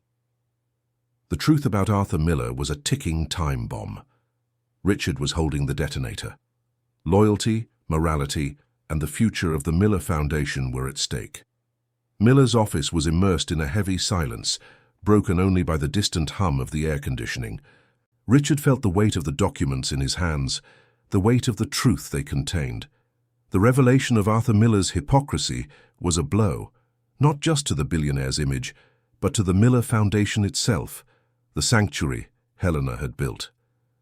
He looked at Miller, who awaited his decision with an expression of resignation. Richard thought of Helena, of the passion she dedicated to each project, of the integrity she embodied. The idea that her life's work could be tainted by the truth about her benefactor was unbearable. "I'm not going to expose you, Mr. Miller," Richard finally said, his voice low but firm. "Not now, not for Helena's sake. She doesn't deserve to have her work compromised by your past mistakes." Miller let out a sigh of relief, a weight visibly lifted from his shoulders. "I appreciate your discretion, Richard, and I promise you I will do whatever it takes to make amends, not just for Helena but for the art world." "I'm not doing this for you," Richard retorted, his eyes fixed on Miller's. "I'm doing it for her, and for me. I don't want to be the man who destroys something so important." He gathered the documents, his mind already working on a plan. He couldn't just ignore what he had discovered. He had to ensure that Miller truly made amends, that the Miller Foundation became a bulwark against the destruction of historical heritage, and not just a facade for one man's redemption. Richard continued his work at the foundation, but now with a new purpose. He became Helena's eyes and ears, a silent guardian of her integrity. He monitored the foundation's projects, Miller's decisions, looking for any sign that the promise of compensation was not being fulfilled. He also began to use his investigative skills for a new purpose. He researched threatened archaeological sites, cultural heritages at risk of destruction. He compiled detailed reports, which he left anonymously on Miller's desk, with suggestions on how the foundation could intervene, protect, and restore these sites. Miller, who had promised to make amends, began to act. The Miller Foundation launched a new initiative, the Heritage Protection Fund, dedicated to identifying and safeguarding at-risk archaeological and cultural sites. The fund's first project was the protection of the underwater Roman site that Miller had threatened years before. The foundation invested millions in the research and conservation of the site, transforming it into a marine archaeological park. Helena, who was immersed in the study of the medieval Circle of the Moon, was impressed by Miller's new initiative. "Arthur, this is incredible. Protecting underwater heritage is something I've always dreamed of doing." Miller smiled, a genuine smile this time. "It's the least we can do, Helena. History is a treasure that must be preserved." Richard watched from afar, a discreet smile on his lips. He knew that Miller was acting, not just because of his promise, but because Richard was holding him accountable. Meanwhile, Helena's research on the medieval Circle of the Moon was advancing by leaps and bounds. The secret archive revealed not only works of art and manuscripts, but also a series of ancient musical instruments, scores, and even a system of musical notation that had been lost to history. Helena discovered that music was an integral part of the Circle's expression, a way to convey messages and emotions that words and images could not capture. She launched a project to reconstruct the instruments, decipher the scores, and recreate the music of the Circle of the Moon. The idea was ambitious, but Helena was determined. She believed that the Circle's music could offer a new perspective on the Middle Ages, revealing the cultural richness and emotional complexity of an often stereotyped period. The Miller Foundation, under Helena's leadership, was becoming a center of excellence in various fields, not just art history but also archaeology, conservation, and musicology. Helena was building a legacy that transcended her own life, a legacy of knowledge, beauty, and inspiration. Richard, in his discreet corner, felt a satisfaction that money and power had never given him. He was contributing to something bigger than himself, to the preservation of history and to Helena's success. He was still a man in search of redemption, but now he had a path, a purpose. Helena, in her lab, restored forgotten paintings and rescued silenced artists, using the skill her ex-husband had called useless. In fact, that skill had become her most powerful revenge, silent, precise, and final. The music of the Circle of the Moon was about to echo again, bringing forth a new dimension of history.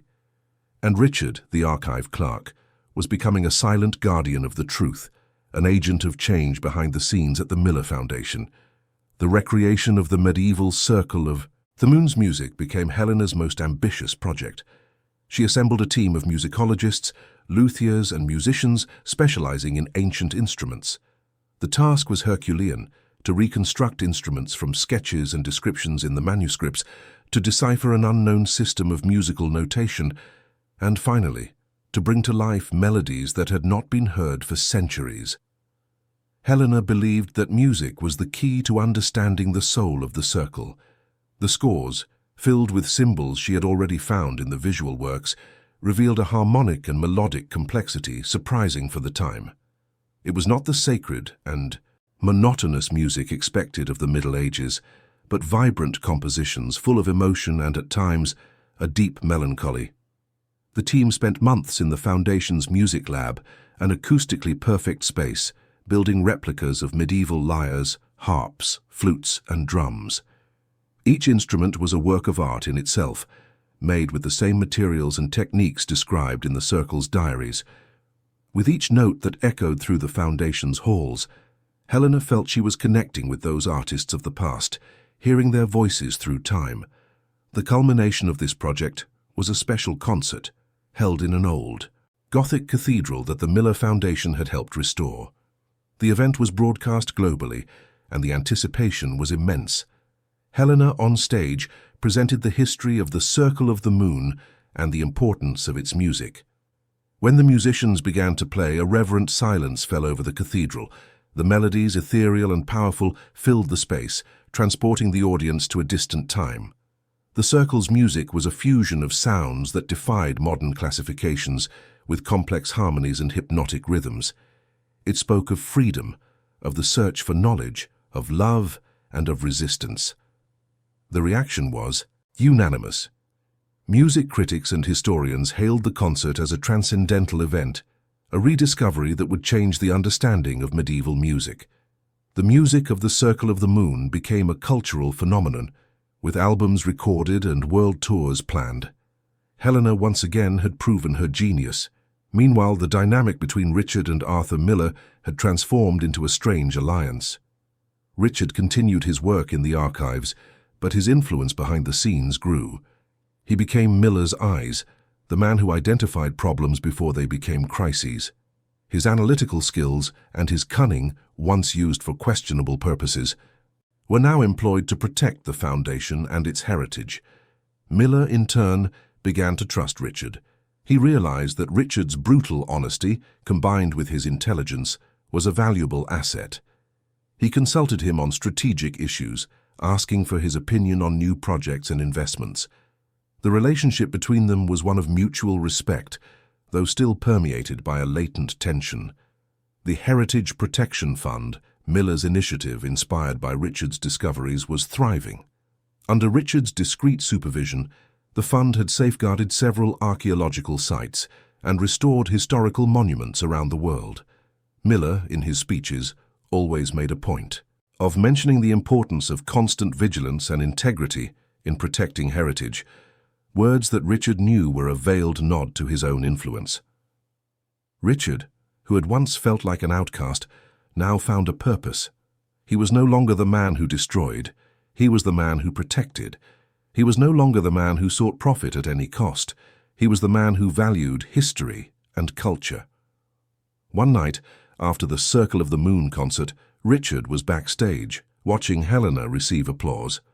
She was radiant, the personification of success and fulfillment. He felt a pang, stark emotion, a mix of pride and melancholy. Helena saw him and approached. "Richard, you came." "I wouldn't have missed it for anything," he replied, a genuine smile on his lips. It was magnificent, Helena. You did something extraordinary." She looked him in the eyes, and Richard saw a glint of understanding. "We did, Richard. You're a part of this too." Those words, coming from Helena, meant more to him than any fortune he had ever possessed. He had found his redemption not in her forgiveness, but in his own ability to contribute to something good, to something that mattered. Helena, in her lab, restored forgotten paintings and rescued silenced artists, using the skill her ex-husband had called useless. In fact, That skill had become her most powerful revenge, silent, precise, and final. The music of the Circle of the Moon echoed around the world, and with it the story of Helena, the woman who had turned humiliation into triumph, and Richard, the man who had fallen, was slowly rising again, one step at a time, behind the scenes of that very triumph. The success of the Circle of the Moon's music opened new doors for Helena and the Miller Foundation. The demand for their exhibitions and concerts grew exponentially, and Helena found herself traveling the world, sharing the Circle's discoveries with ever larger audiences. She became an ambassador for art and culture, a powerful voice in the defense of historical heritage and freedom of expression. However, with fame came new challenges. The global attention attracted not only admirers, but also opportunists. Forgers, inspired by the success of the Circle of the Moon, began to produce new works and manuscripts, trying to take advantage of the public's credulity and the media's enthusiasm. Helena, with her experience in identifying forgeries, recognized the danger. She knew that the integrity of the Miller Foundation and the credibility of her discoveries were at stake. She launched a new initiative, the Authenticity Observatory, a research center dedicated to combating art forgery and protecting the art market from fraud. The observatory used the most advanced forensic analysis technologies, combined with Helena's deep knowledge of art history and the techniques of each period. She and her team developed new methods to identify anachronistic pigments, inconsistent brushstrokes, and anomalies in manuscripts, becoming the world's leading authority on art authentication. While Helena was on the front lines of this battle, Richard continued his work behind the scenes at the Foundation. His new role, though still discreet, had expanded. He was no longer just an archive clerk. He was a risk analyst, a strategist, a problem solver for Arthur Miller. His experience in the corporate world, his ability to identify fraud, and his network of contacts, once used for questionable purposes, were now valuable assets in the fight against forgers. Richard became Helena's right-hand man at the Authenticity Observatory, working together to unmask forgery networks. He used his investigative skills to trace the origin of the forgeries, identify the forgers, and dismantle their operations. He infiltrated clandestine auctions, monitored online forums, and collaborated with law enforcement agencies around the world. It was a cat-and-mouse game, and Richard, with his cunning and his new moral compass, was determined to win. The partnership between Helena and Richard, once unthinkable, became an unstoppable force. She, with her academic knowledge and artistic intuition; he, with his practical experience and his ability to navigate the underworld. They were the perfect combination to protect the integrity of art. One of the Authenticity Observatory's greatest victories was the unmasking of an international network of forgers that was flooding the market with lost works of the Circle of the Moon. Richard, using his tracking skills, managed to identify the network's leader, a former art historian who had been fired from a university for plagiarism. The operation was a success, resulting in the arrest of the forgers and the recovery of hundreds of fake works. The news was a relief to the art world and a testament to the effectiveness of the Authenticity Observatory. Helena, at a press conference, made a point of crediting Richard. The success of this operation is largely due to the tireless work and intelligence of Mr. Richard Davis. His experience in risk analysis and his dedication to the integrity of art have been invaluable. Richard, who was in the audience, felt a warmth in his chest.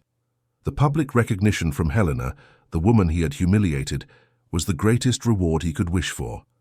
He wasn't seeking forgiveness, but the acceptance that he had changed, that he was doing the right thing. The relationship between Helena and Richard had evolved into a solid professional partnership, based on mutual respect and trust. The shadow of the past still existed, but it was diminishing, replaced by the light of a shared present and a promising future. Helena, in her lab, restored forgotten paintings and rescued silenced artists, using the skill her ex-husband had called useless. In fact, that skill had become her most powerful revenge, silent, precise, and final. The Miller Foundation, under Helena's leadership, and with the discreet but effective support of Richard, was becoming a global force in the protection and promotion of art. Helena's story was an inspiration, and Richard's redemption, proof that change was possible. The partnership between Helena and Richard at the Authenticity Observatory flourished, becoming a model of collaboration and efficiency. With each unmasked forgery, each dismantled criminal network, the trust and mutual respect between them deepened. The shadow of the past, though never completely erased, had transformed into a foundation for a new and unexpected dynamic. Helena's personal life, once entirely dedicated to work, began to find a new balance. The constant presence of Richard, now as a trusted colleague, brought a familiarity she hadn't expected. They spent hours together, discussing strategies, analyzing evidence, and at times sharing stories and laughter. The initial formality gave way to a camaraderie, and Helena realized that, despite everything, Richard had become a friend. Arthur Miller observed this evolution with a discreet smile. He had bet on Helena, and she had exceeded all expectations. He had given Richard a chance, and the man had redeemed himself in a way few could. The Miller Foundation was not just an institution, it was a family, an ecosystem where diverse talents complemented each other. The next big challenge for Helena and Richard came from an unexpected source: technology. The advancement of artificial intelligence and 3D printing opened new frontiers for art forgery. Now, it wasn't just about imitating brushstrokes or aging pigments. It was possible to create near-perfect replicas of sculptures, artifacts, and even ancient documents with frightening precision. Helena and Richard realized they were facing a new era in the war against forgery. The Authenticity Observatory needed to reinvent itself. Helena, with her innovative vision, proposed the creation of an AI lab dedicated exclusively to art authentication. The idea was to develop algorithms capable of analyzing microscopic patterns, textures, and chemical compositions of works of art with a precision that surpassed human capability.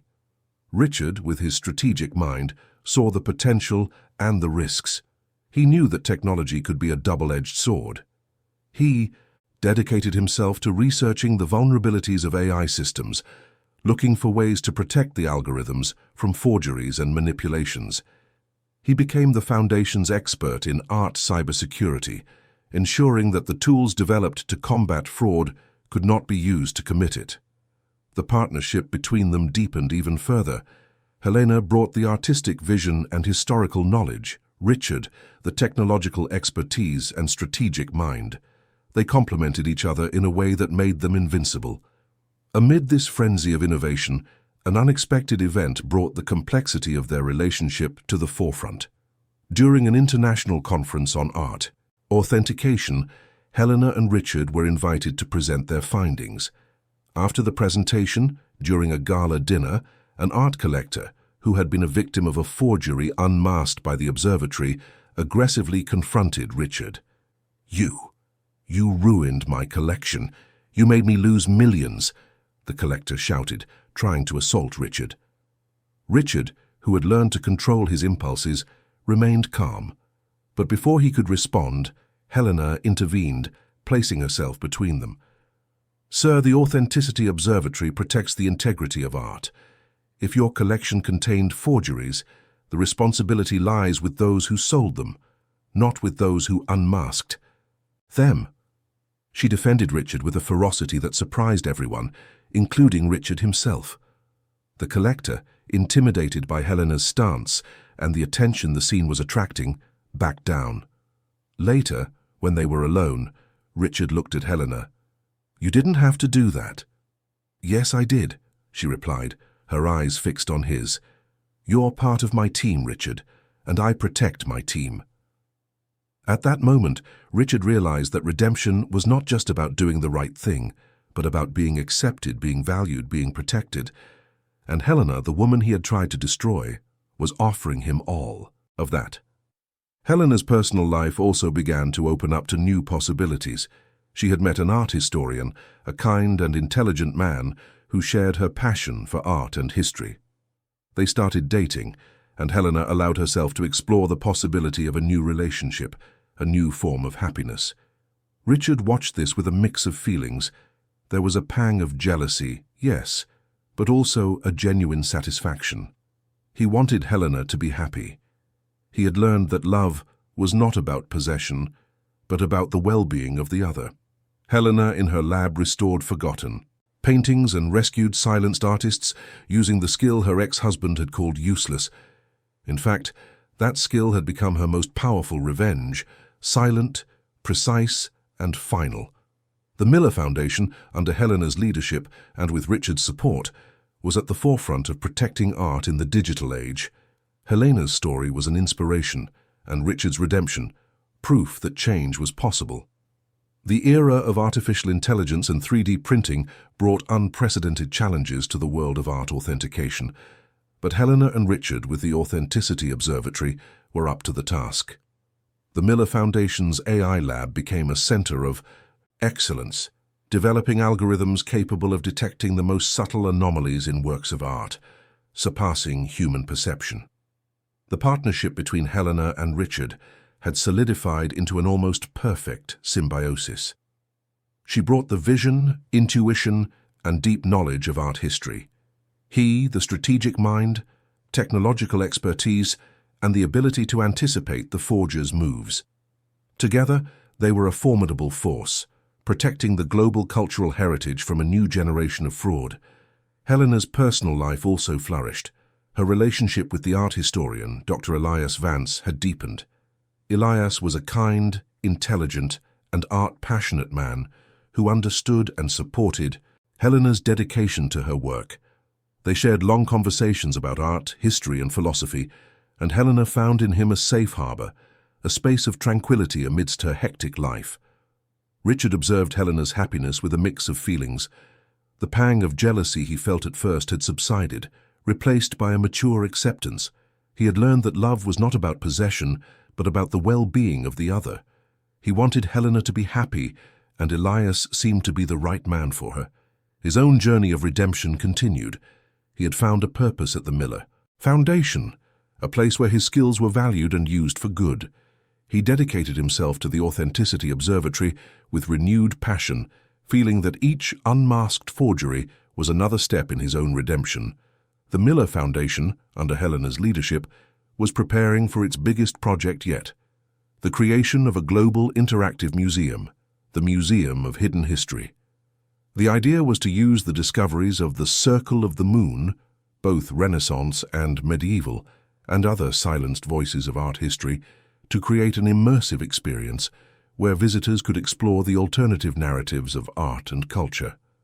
The museum would be a fusion of cutting-edge technology and innovative curatorship. Holographic projections, augmented reality, and tactile interfaces would allow visitors to interact with the works, decipher codes, and immerse themselves in the stories of forgotten artists. It would be a testament to the power of art to transcend time and conventions. Richard, with his expertise in technology and logistics, was instrumental in the conception and implementation of the Museum of Hidden History. He worked tirelessly to ensure that the technology served the narrative, that the experience was fluid and engaging, and that the security of the works was impeccable. The inauguration of the Museum of Hidden History was a global event, broadcast live to millions of people. Helena, in her opening speech, spoke about the importance of questioning established narratives, of giving a voice to the silenced, and of celebrating the diversity of human expression. This museum, she declared, is not just a place to see art. It is a place to think, to feel, to question. It is an invitation to explore the stories that have been forgotten, the voices that have been silenced, and to recognize that art history is much richer and more complex than we have been taught. Richard, standing next to Arthur Miller in the front row, watched Helena with a pride he never imagined he would feel.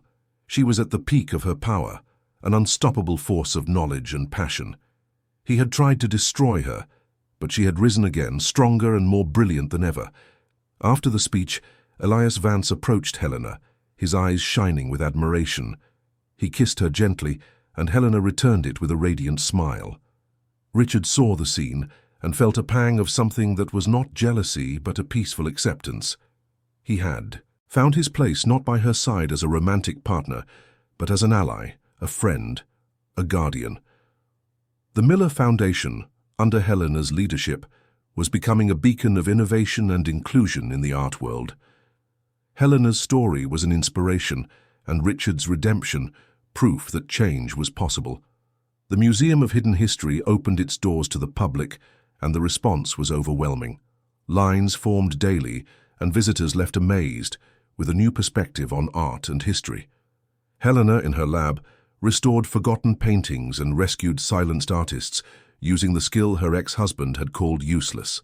In fact, that skill had become her most powerful revenge, silent, precise, and final. The story of Helena and Richard, of rivalry and redemption, had transformed into an unlikely but powerful partnership.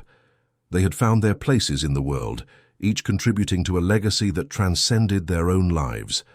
The Museum of Hidden History became a global phenomenon, exceeding all expectations. Its interactive and immersive exhibitions, which gave a voice to forgotten artists and narratives, attracted millions of visitors of all ages and backgrounds. The Miller Foundation, under Helena's visionary leadership, established itself as a cutting-edge institution, redefining the role of museums in the 21st century. Helena, now an internationally recognized figure, continued her tireless search for new discoveries.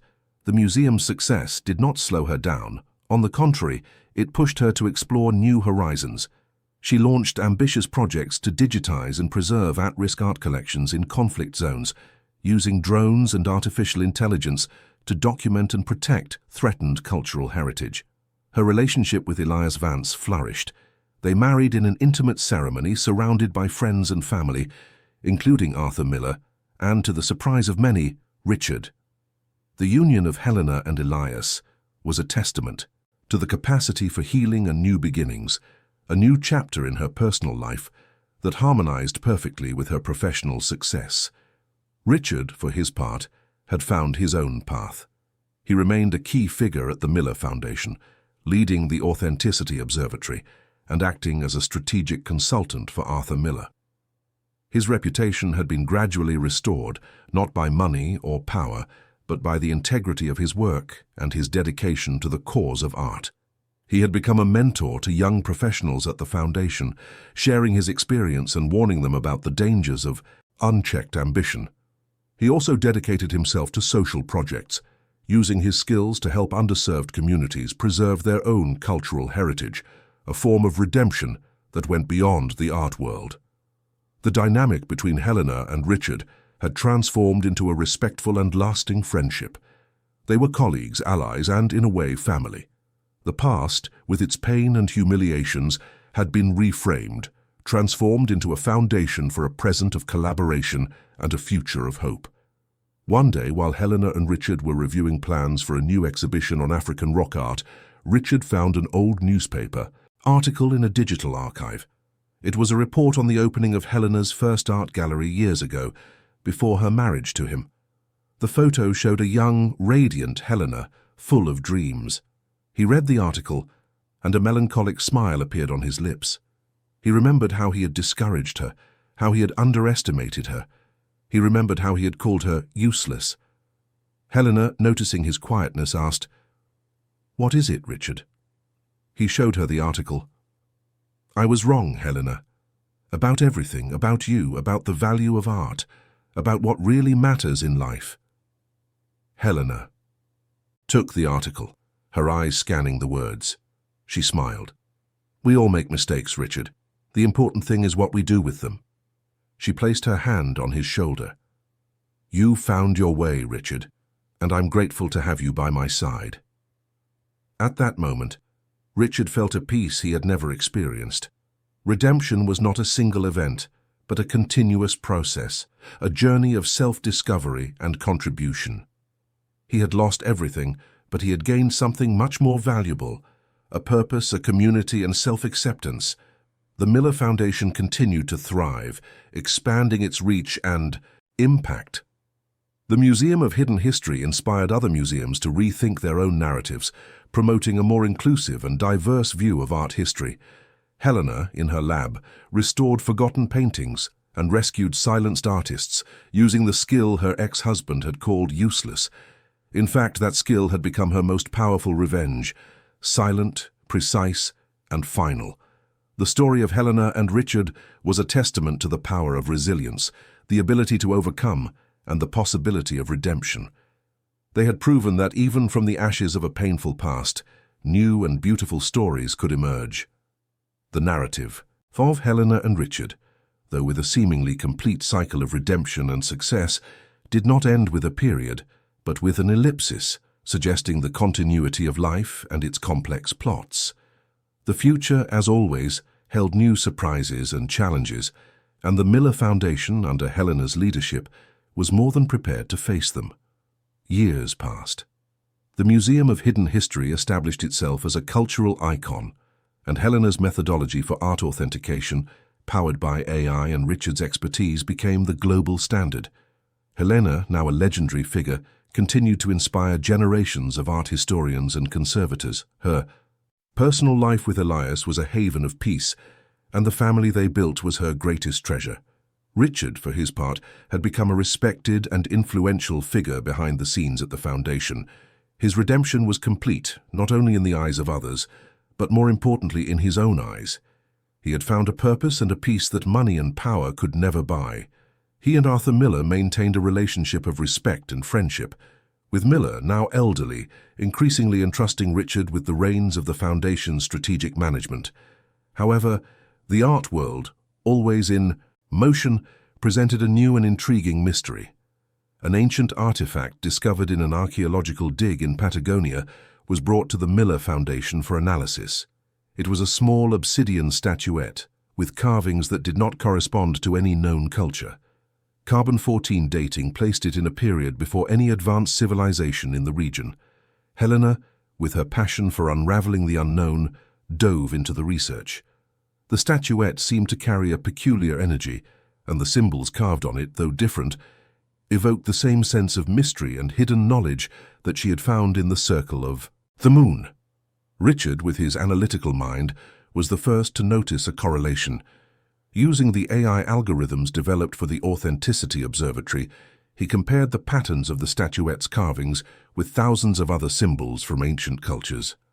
The AI identified a faint but undeniable match with a recurring geometric pattern in the oldest manuscripts of the medieval Circle of the Moon. The discovery was shocking. How could a symbol from a 12th century European secret society appear on a South American artifact thousands of years older? The implication was monumental. The Circle of the Moon could have much older roots and a much wider geographical scope than imagined. Helena and Richard gathered in her lab, the obsidian statuette at the center of the table. The excitement was palpable. This changes everything, Richard," Helena whispered, her eyes shining with the same intensity as when she unraveled the first secret of the circle. "Yes, Helena," Richard replied, his voice filled with admiration. "It seems the Circle of the Moon is much more than a secret society. It's a current of knowledge that crosses continents and millennia. The new discovery opened a portal to an even greater mystery, one that could rewrite not only art history, but the very history of human civilization." Helena and Richard knew they were on the verge of their greatest adventure, one that would require all their intelligence, passion, and collaboration. The Miller Foundation, with its resources and its team of experts, was ready to embark on this new journey.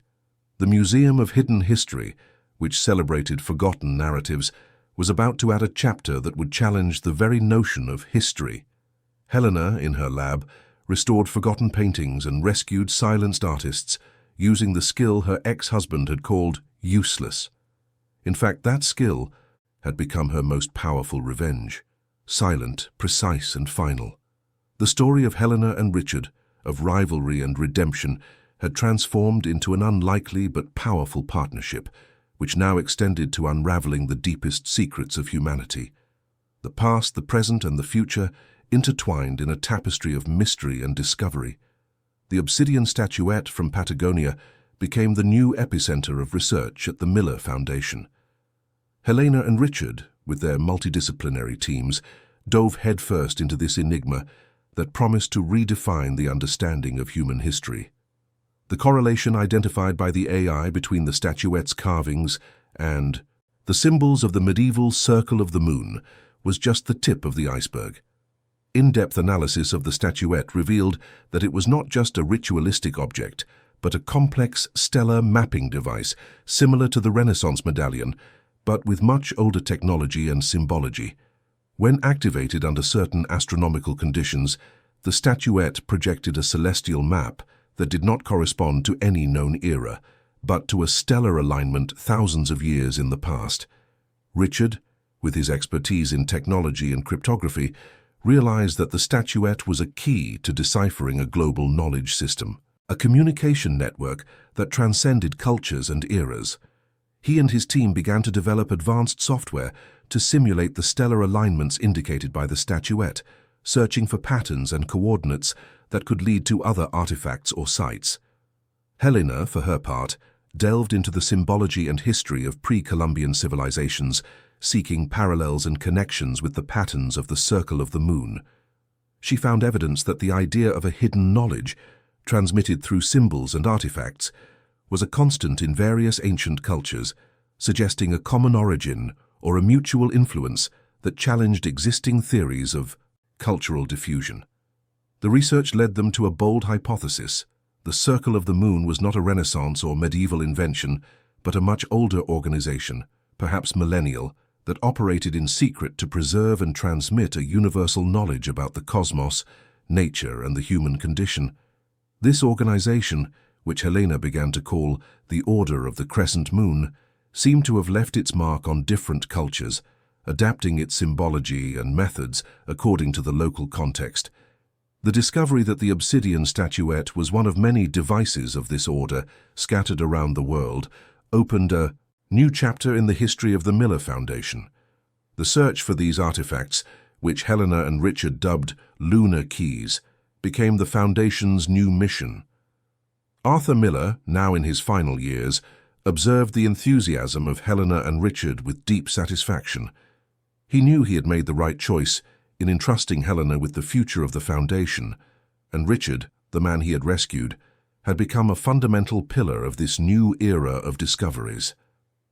Helena's personal life continued to be a refuge of peace and happiness. Elias, her husband, was her biggest supporter, and their children, now teenagers, began to show interest in their mother's adventures, dreaming of following in her footsteps. Richard, though he had no family of his own, found a sense of belonging at the Foundation. He was part of something bigger, a team that was unraveling the secrets of the universe. His redemption was no longer a quest, but a reality lived every day. The first lunar key, identified by Richard's software from the data of the obsidian statuette, pointed to a remote location in the Sahara Desert, in a region known for its ancient rock formations and ancient rock paintings. Helena and Richard knew the expedition would be dangerous and challenging, but the promise of unraveling the secrets of the Order of the Crescent Moon was an irresistible call.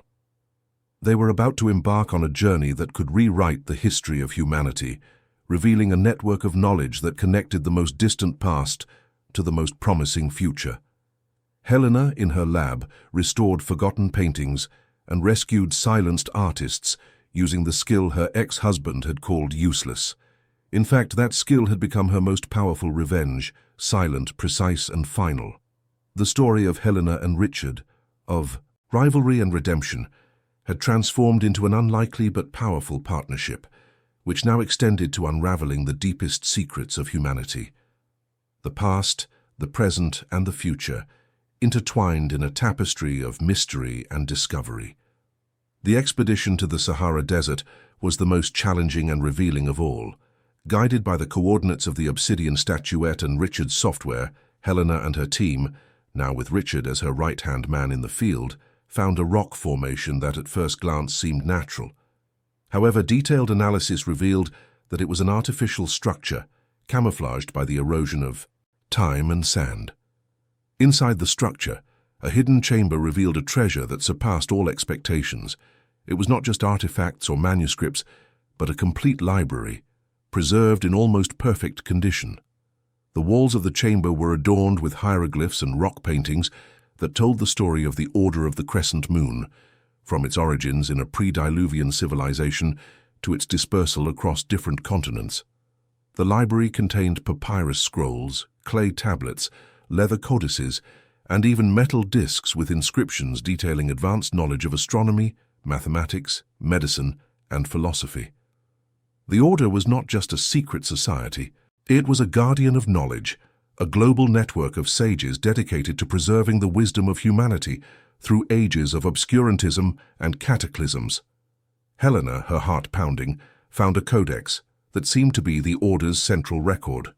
In it was the story of its founders, a group of thinkers who, facing an imminent global catastrophe, decided to create a system to preserve knowledge and transmit it to future generations. The lunar keys were the devices that activated this network, and the Renaissance and medieval Circle of the Moon were just the most recent branches of a millennial tree. The most impactful revelation, however, came from one of the metal discs. Richard, using an AI decoder, managed to translate the inscriptions. They spoke of an imminent cosmic event, a rare planetary alignment that would occur in the near future, and that had the potential to trigger a new era of enlightenment or destruction, depending on how humanity was prepared to receive it. The Order of the Crescent Moon had foreseen this event and had dedicated millennia to preparing humanity for it, transmitting knowledge and wisdom through its secret networks. Helena's mission, without her knowing it, had been to reactivate this network, to gather the pieces of the puzzle, and to prepare the world for the next great evolutionary leap. At that moment, in the hidden chamber in the heart of the Sahara, Helena and Richard looked at each other. There was no more past, no resentment, no search for redemption. There was only a shared present, a monumental mission, and an uncertain but full of possibilities future. They were the heirs of a millennial legacy, the guardians of a knowledge that could shape the destiny of humanity. The Miller Foundation now had an even greater purpose, not just to preserve the past, but to prepare the future. The Museum of Hidden History would become the center for disseminating this knowledge, and the Authenticity Observatory, the tool to protect the truth in an era of disinformation. Helena, in her lab, restored forgotten paintings and rescued silenced artists, using the skill her ex-husband had called useless. In fact, that skill had become her most powerful revenge, silent, precise, and final. The story of Helena and Richard, of rivalry and redemption, had transformed into an unlikely but powerful partnership, which now extended to unraveling the deepest secrets of humanity and guiding its future. The past, the present, and the future intertwined in a tapestry of mystery, discovery, and a destiny that was just beginning to be revealed. End of story. Wow. What an incredible journey, right? From Helena's humiliation in the divorce to her rise as one of the greatest minds in art history, and Richard's surprising redemption from villain to a guardian of knowledge. We saw the discovery of the mysterious Circle of the Moon, the fight against forgers, and finally, the revelation of a millennial order that could change everything we know about humanity. If you were moved, surprised, and inspired by this story, don't forget to leave a like on this video. It really helps us continue creating content like this. Subscribe to the channel so you don't miss the next narratives and adventures we're preparing for you.